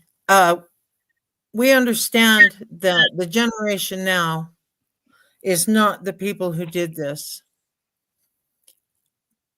We're just still in flux. If I go out and say I'm a Timpanogos Indian, I get laughed at, I get mocked in the courts. All of these different things take place that shouldn't happen. Now, if I said I identified as a kitty cat, that would be okay. But I can't say I'm a Timpanogos Indian. Something is wrong with that picture. Because in order for us to get the recognition through the Interior Department, every one of our members had to track their lineage documented. We had to have records. My lineage, I can track back to the 1700s on both sides of my family. And you have to document it with some kind of paperwork where this person existed and this is their child and this is their child. You have to do the whole genealogical thing and send that in with all your documentation. Now, all of our stuff's already sitting in DC and has been since our first papers went back in 2000. So this is something we have to do. So what we're asking isn't so much for people to feel bad for what happened. I mean, yeah, it was wrong, but more or less recognize the fact we are still here and we exist and we're human. That's the big thing. Attorneys cost money. We do have a website you can go to, timpanogos.tribe.com, and read some of our stuff, see some of the pictures we have on there, and the documents showing who we are on there. So there's these types of things. Sharing. I've asked people, write to your Congress people. Tell them that we need the act that Congress put together enforced. That's the kind of things we need from people, help in that line of helping, because people always want to help. Your congressmen, your senators, your mayors. The mayor of Spanish Fork has been really good. Mike Mendel, he's been really good with us. Burgess Owens was the congressman I was talking about earlier. We also, I'm not sure where you're from, but the Gary Lee Price is a well-renowned sculptor. He has made a beautiful statue of Wakara that stands at a 7-footer that stands at the Lehigh Hutchins Museum. And we're working toward a 30-footer to stand in Spanish Fork, where the original Spanish Fork Reservation is. And I believe UDOT has donated 5 acres for us to set it there. That's all been in the works, but those types of things are going on, and there are people trying to help and do things. But the main thing that we're looking for is being able to protect our own people, our children. My daughters and my son grew up traumatized because of the turmoil, just because I said I was a Timpanogos Indian. They have been discriminated against. Well, Phil stayed out here. He's seen some of it. He got pulled over and accused of being somebody else because he was with us.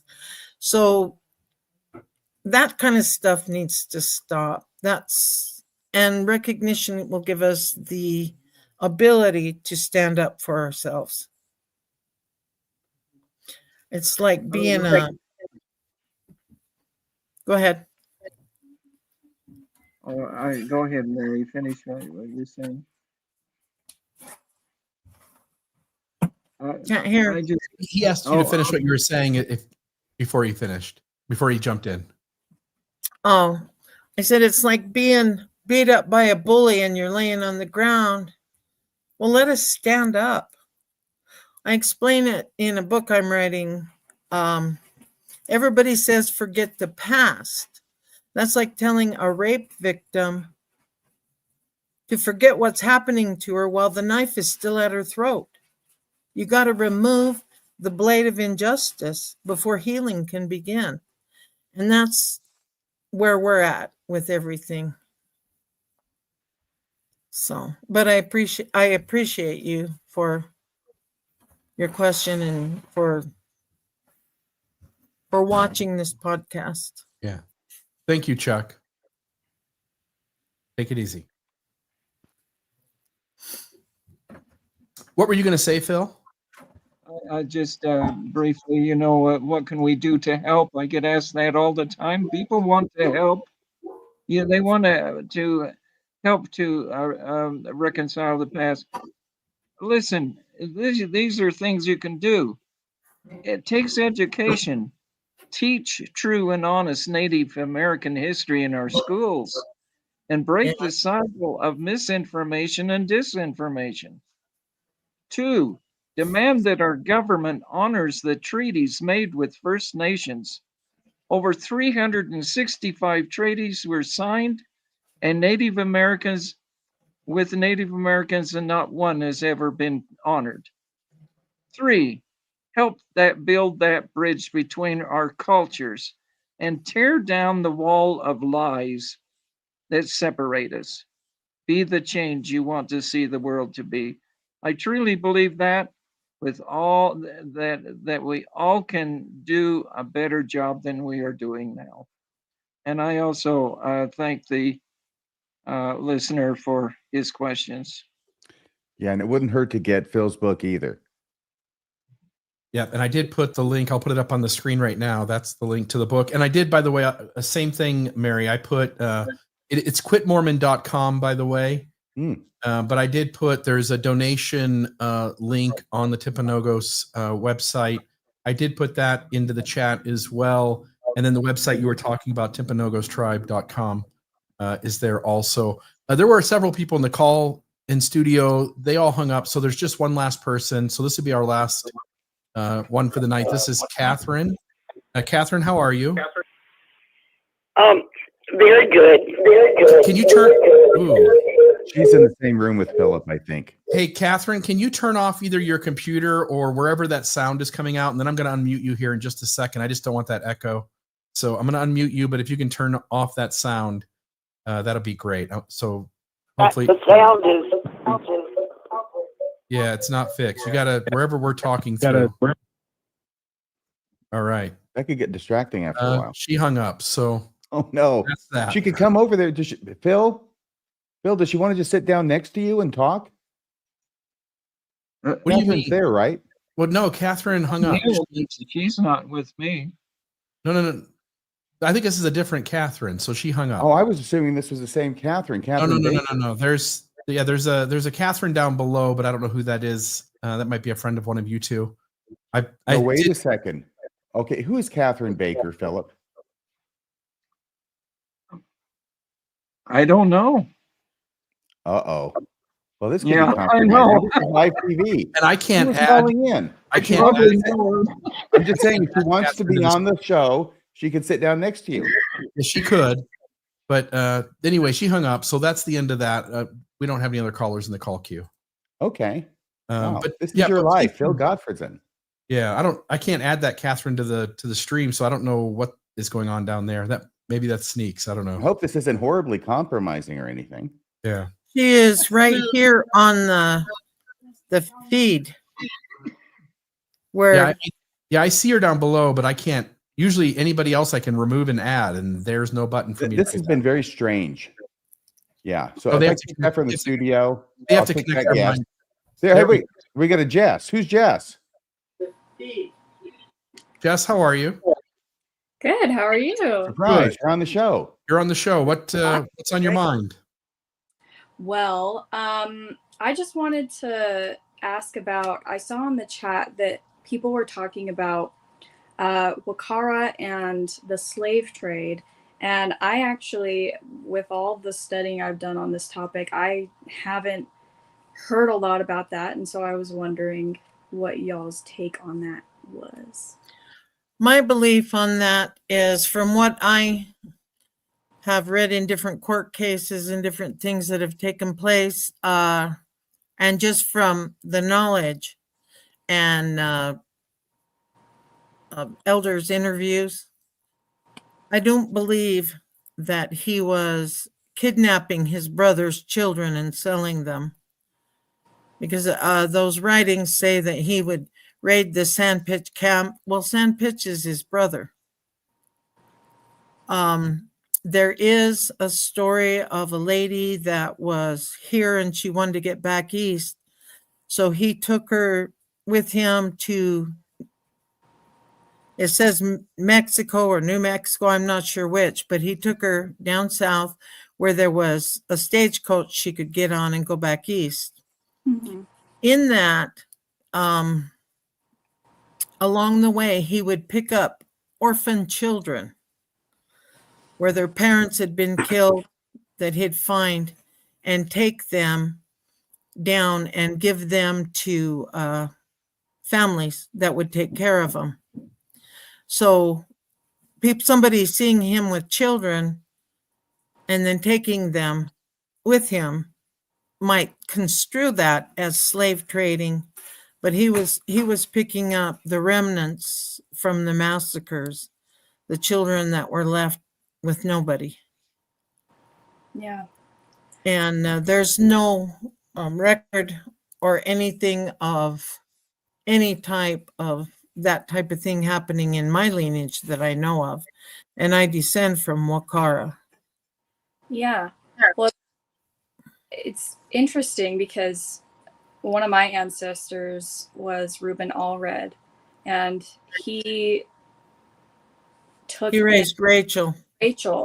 And the family story is that some Indians came and said that they were going to kill her if they didn't trade her for a horse or a bag of wheat. A horse and a sack of flour.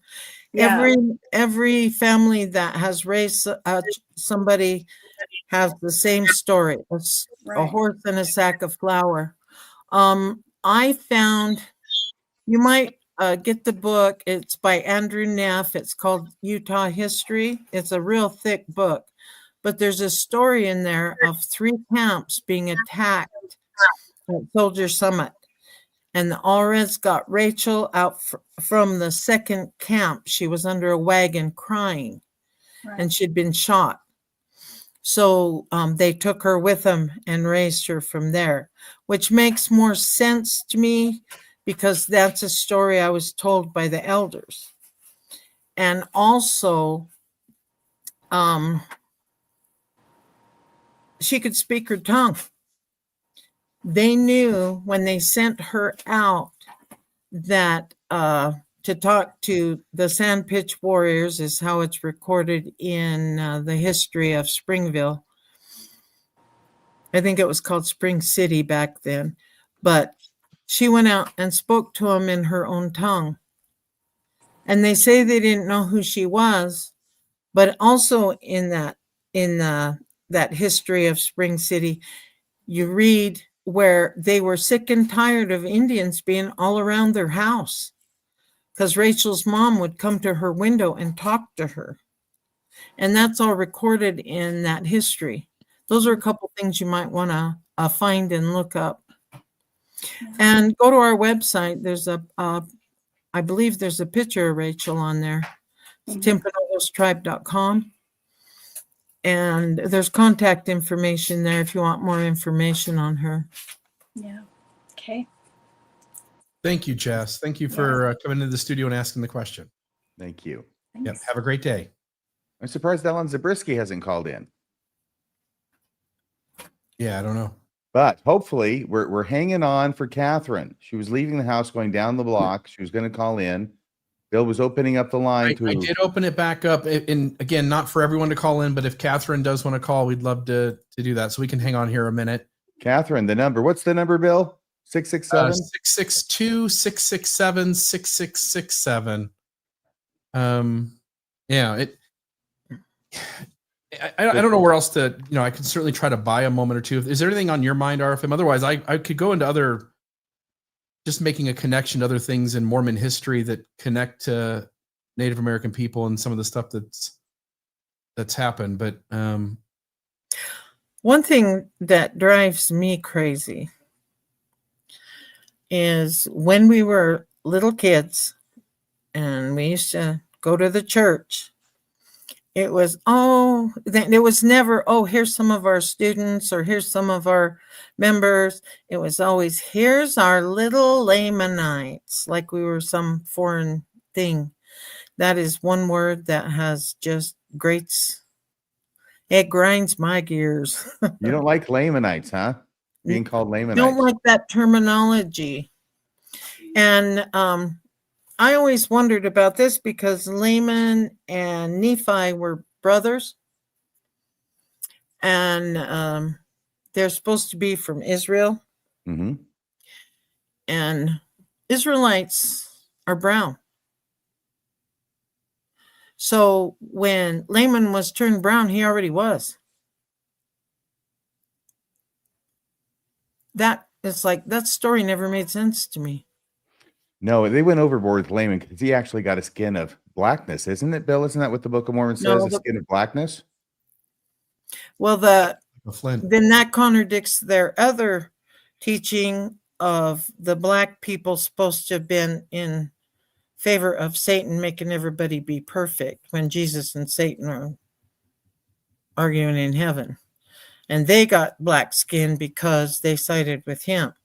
Well, they were either fence sitters or they did something else that they weren't supposed to do. But yes, there was a premortal problem with black people that resulted in their getting born black, according to Mormon doctrine, which I think they're in the process of trying to disavow and get disentangled from. If the church was really going to take a healthy step, it would stop sabotaging Native American history by imposing that those people are this fictional history of Lamanites. And they can't really do that without sort of admitting that their history isn't real. But if you really want to be healthy, you're going to have to figure out some way to do it. Maybe you admit that you no longer know who the Lamanites are and that someday we'll figure it out. And in the meantime, all Native American people should be referred to by their indigenous tribe and as indigenous peoples. And it always bothered me, well, your brown skin's a curse. Okay, I have grandchildren that are very brown. And as you see, I had the one little redhead. Well, none of my grandchildren ever burned, and he's been a new experience because we have to sunscreen him constantly. I'll bet you do. So his The brown skin to me is more of a protection because you're protected from the sun rather than a Oh. curse. Right. Yeah. Good point. What would you say to Mormons who would say that your redheaded grandson is an example of the curse being lifted as God promised it would be? He's never been in a Mormon church a day in his life, so I don't see how it could be. He was born the way he was born. He looks just like his father. And when Pernetta was taken by Joseph Stacy Murdoch, he was half Scottish, half Irish. So red hair's in my line all the way down. And then my daughter gets with a redhead, it pops out here and there. Mm-hmm. So, Yes. and I think his, most Mormons would think,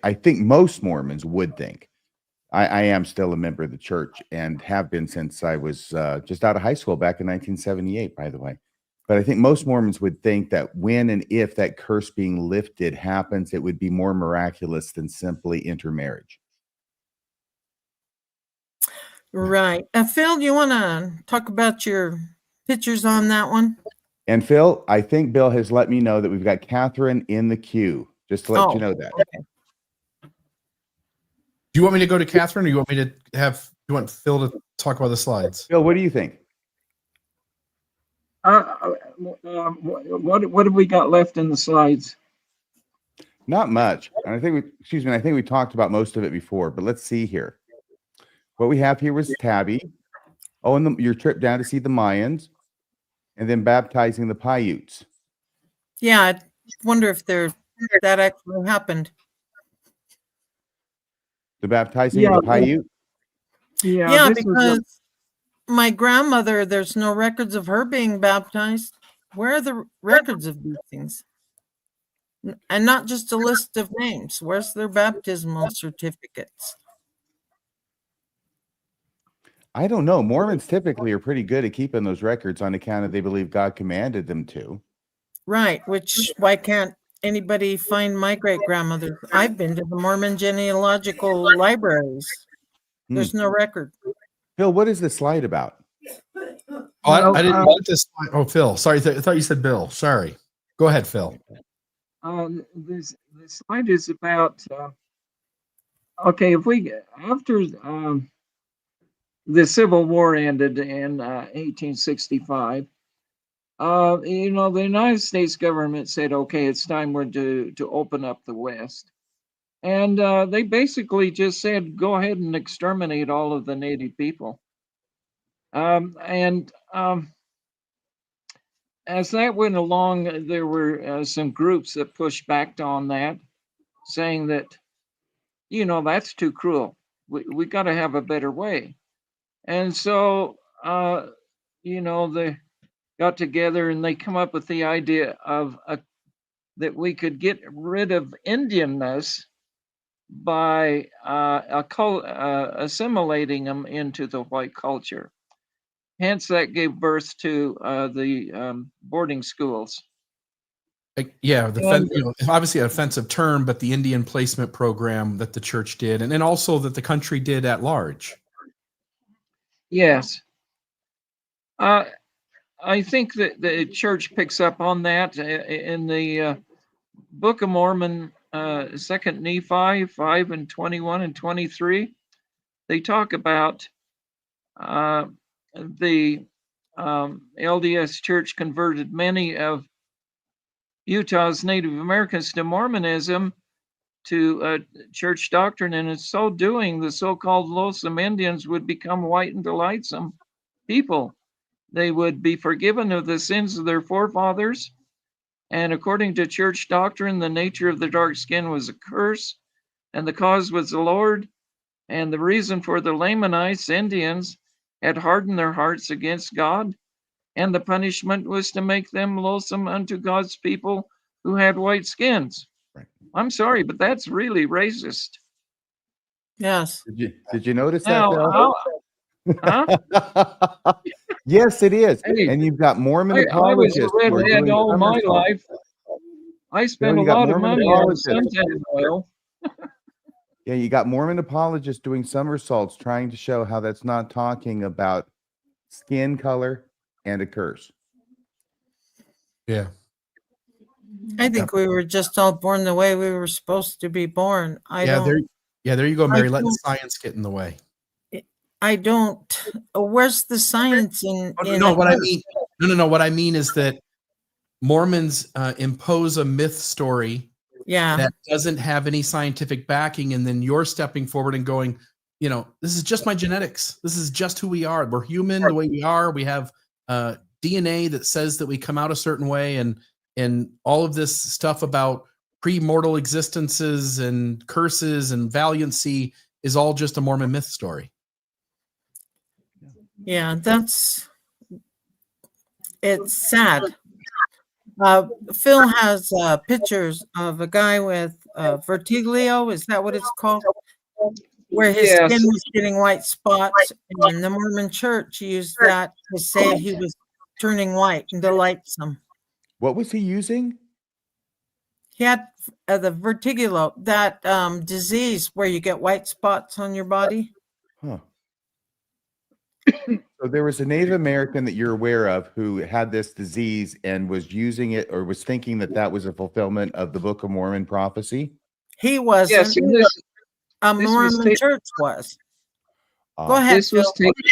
this was taken at the World's Fair in, I believe, 1912, and he was on exhibit by the church, and they were saying, if you join the church, this is proof that your skin will turn white and delightsome. Now, that's vitiglio. Michael Jackson had that same skin condition, by the way. Right. So, it's why can't we just accept each other for who we are? Right. Why do we Well- have this kind of attitude? Skin color is only to create divisions. That's all it does, is create divisions, and teaches us how to hate each other. Yes. Okay. That's what was beautiful about the World Peace Conference. There were people of every color, of every religion, of every thought process. But we came together in the fact that we all just want to live, survive, and have the things we need. Food, clothing, shelter. And everybody came together in that. And it was so beautiful because there was no trauma there. There was no fighting. There was no my religion's better than your religion, or my skin's better than your skin. It was like everybody was one, unified. It was beautiful. It sounds great. Yeah. Well, So can we get Catherine in here? I was And just then we'll let Catherine wind up the show. So no Hello? pressure, Catherine. Catherine, how are you? I've had such a time. Pardon my voice. I have a little injury to my laryngeal nerve. So I sound like Robert F. Kennedy Jr. Or Marge Simpson. My brother calls me Marge Simpson. First of all, Mary, I was sitting here giggling. Too bad you couldn't hear me when you were talking about your redheaded grandson and what he's had to put up with. I wanted to tell you that I'm in Bryson City, North Carolina. I'm about 7 miles from the Eastern Band of Cherokee home place in Cherokee, North Carolina. My family is Cherokee, and I'm a descendant of Captain Baker, who was the leader of the wagon train at Mountain Meadows, the Mountain Meadow Massacre. So I've been studying a lot of things that you guys are thinking about. I've written a couple of opinion editorials published in the Salt Lake Tribune, 2 or 3, I believe, when we went up against the LDS Church on several issues, but I won't bother you with that. I wanted to tell you, Mary, that I have an aunt that has red hair, and so my father tells me that they're not so sure she's Cherokee because they actually found her under cabbage in the garden. So that's how they get around claiming her as Cherokee with her red hair. But I thought that was a sweet. I love looking at the pictures of your grandsons. And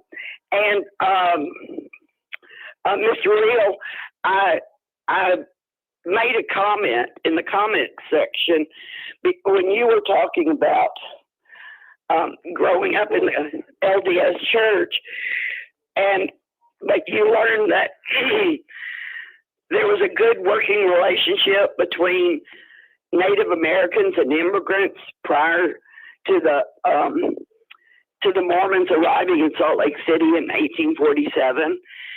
And I wanted to give you a reference. Hey, no, what I was saying, Catherine, was that the church told me a narrative about how important the Lamanites were, and the way it told the story and the other things it shared is it had me feeling like the story was that the church and the Native Americans were on, it went out of its way to treat the Native Americans right, when in reality, it hasn't treated them right from the moment Mormonism came into existence until this present moment.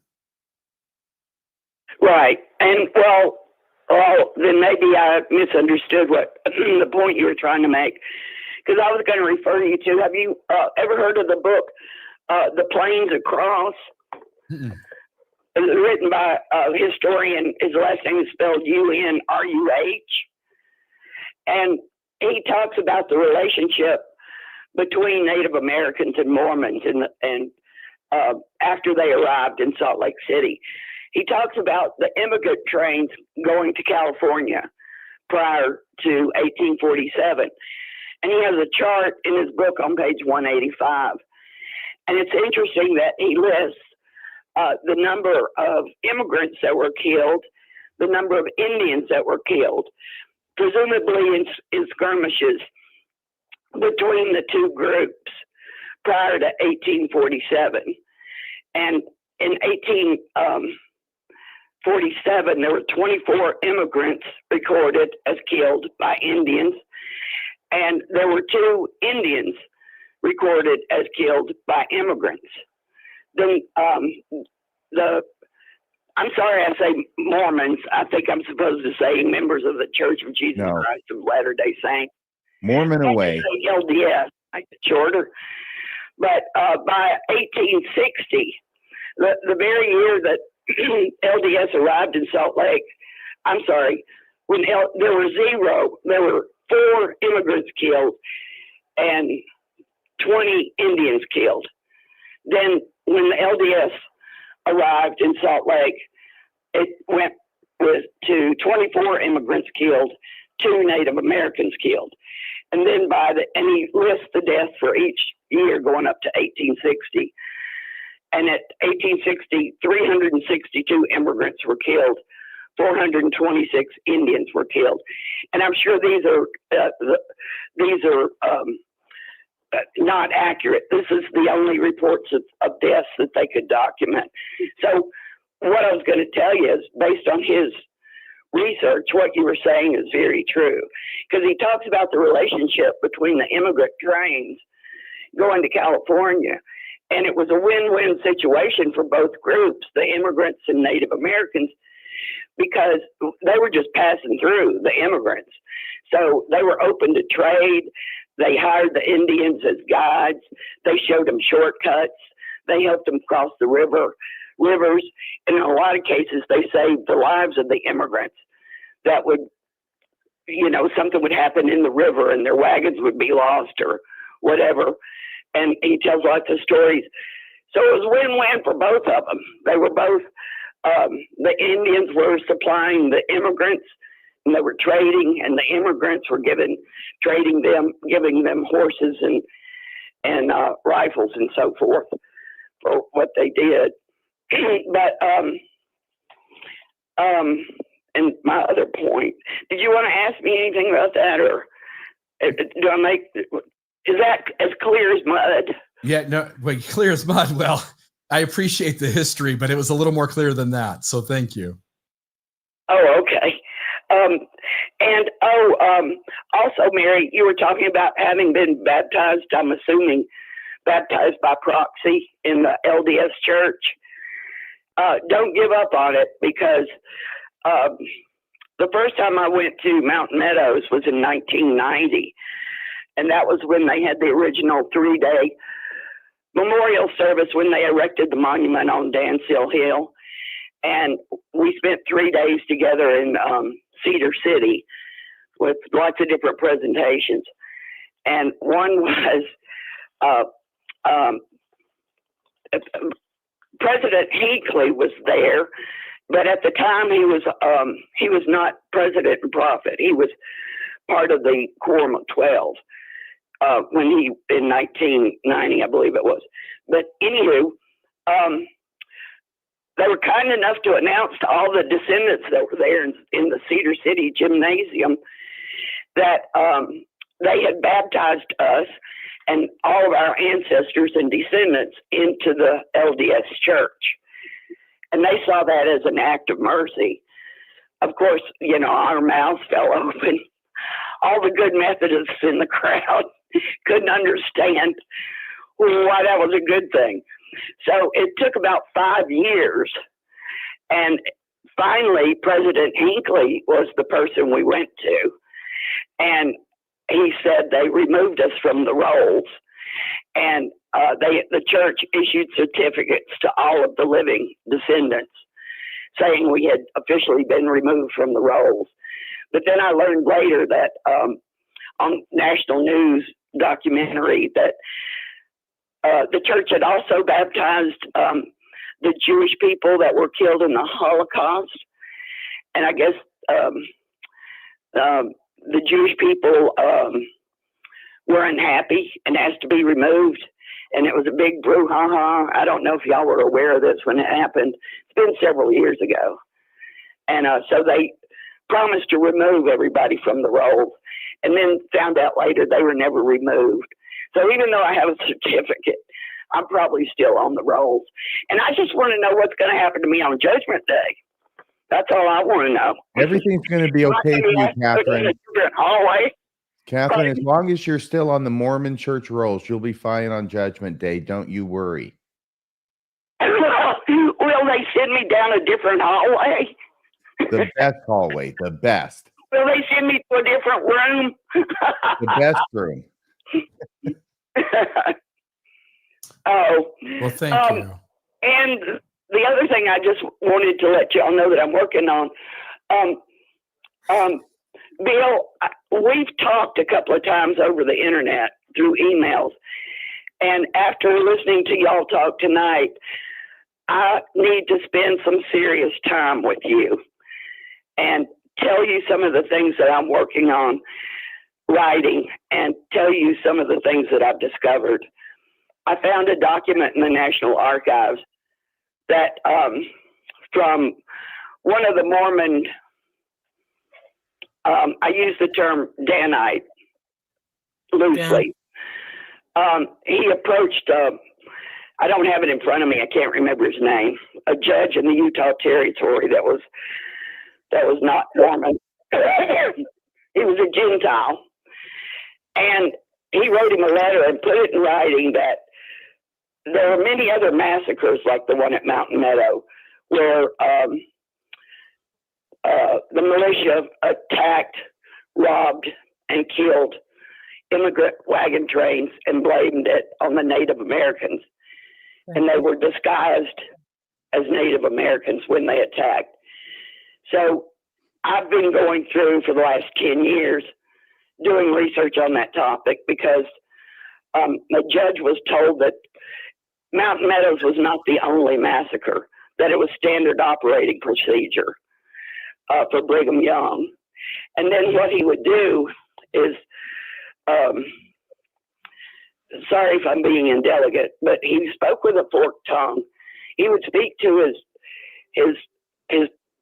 the populace of Utah, talking about being kind to the Indians, that more could be accomplished by taking care of them and feeding them than could be with a gun. But then when they would go out and rob a wagon train, he would write to Washington because he was the Indian agent, and he would beg Washington and say, there's been another massacre on the Oregon Trail northwest of Salt Lake. We need a fort. We need you to come and build a fort.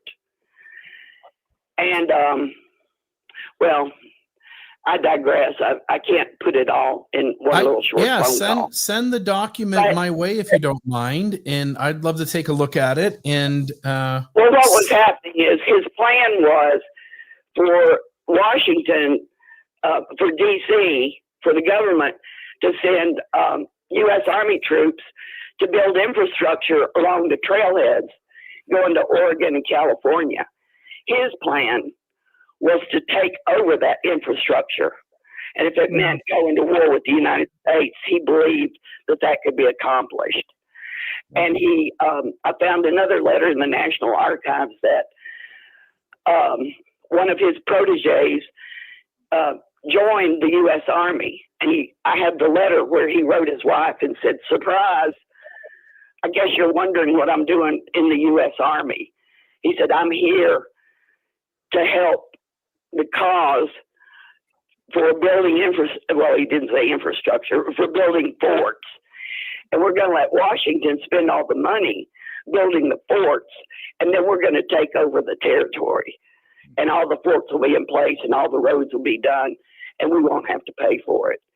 So they were attacking wagon trains, robbing them, writing Washington saying, this is what the Indians have done. You've got to come help the immigrants. Yeah. So Mountain Meadows was not a standalone situation. It was standard operating procedure. Yeah, and we can show that Brigham Young was still blaming the indigenous people long after he knew for sure it was his own people. He was sending them out. Yeah. It was part of his plan. Yeah. And he sent them out disguised as Indians, Native Americans, pardon me. I'm in Cherokee. We all say Indians in Cherokee. On behalf of History Everywhere, Catherine, thank you for calling. I will have to say historians are pretty much agreed that Brigham Young cannot be tied to the Mountain Meadows massacre before the fact. Say that again. On behalf of historians everywhere, they're pretty much agreed. They're pretty much agreed that Brigham Young cannot be tied to the Mountain Meadows massacre before the fact.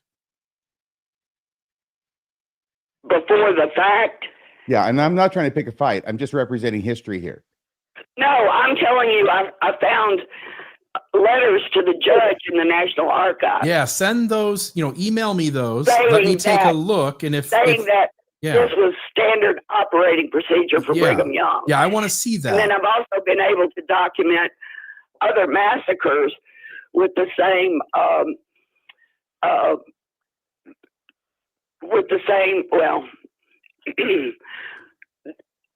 Please where Brigham Young messed up at Mountain Meadows was he allowed those children to live. Yeah, Catherine, so the best way to move. There were other massacres with survivors. I'm sorry. No, I don't doubt that. But I would want to see the evidence of it before. No, you're okay. I would want to see the evidence of it before we make any sort of claim based on what you're saying. So please email me the document.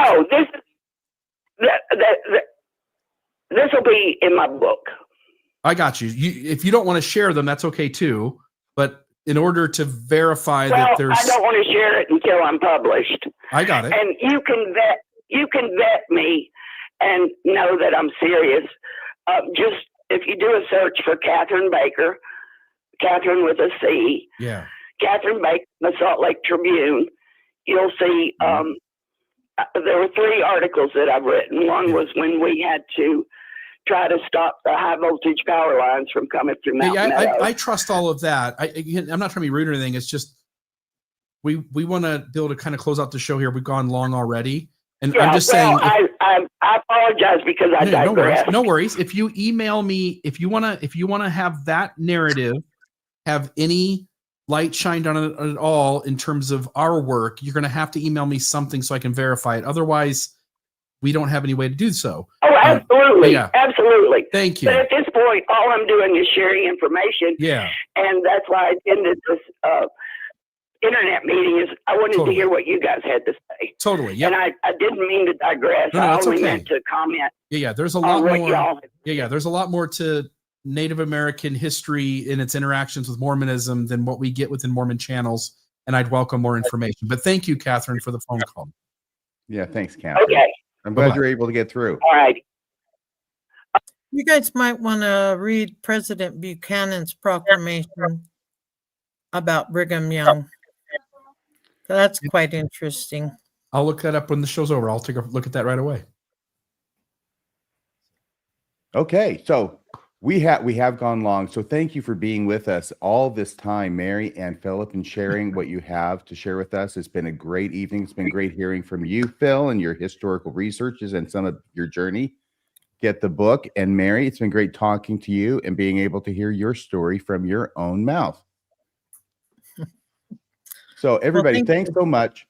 Bill, thanks for all the great work behind the scenes. You're amazing.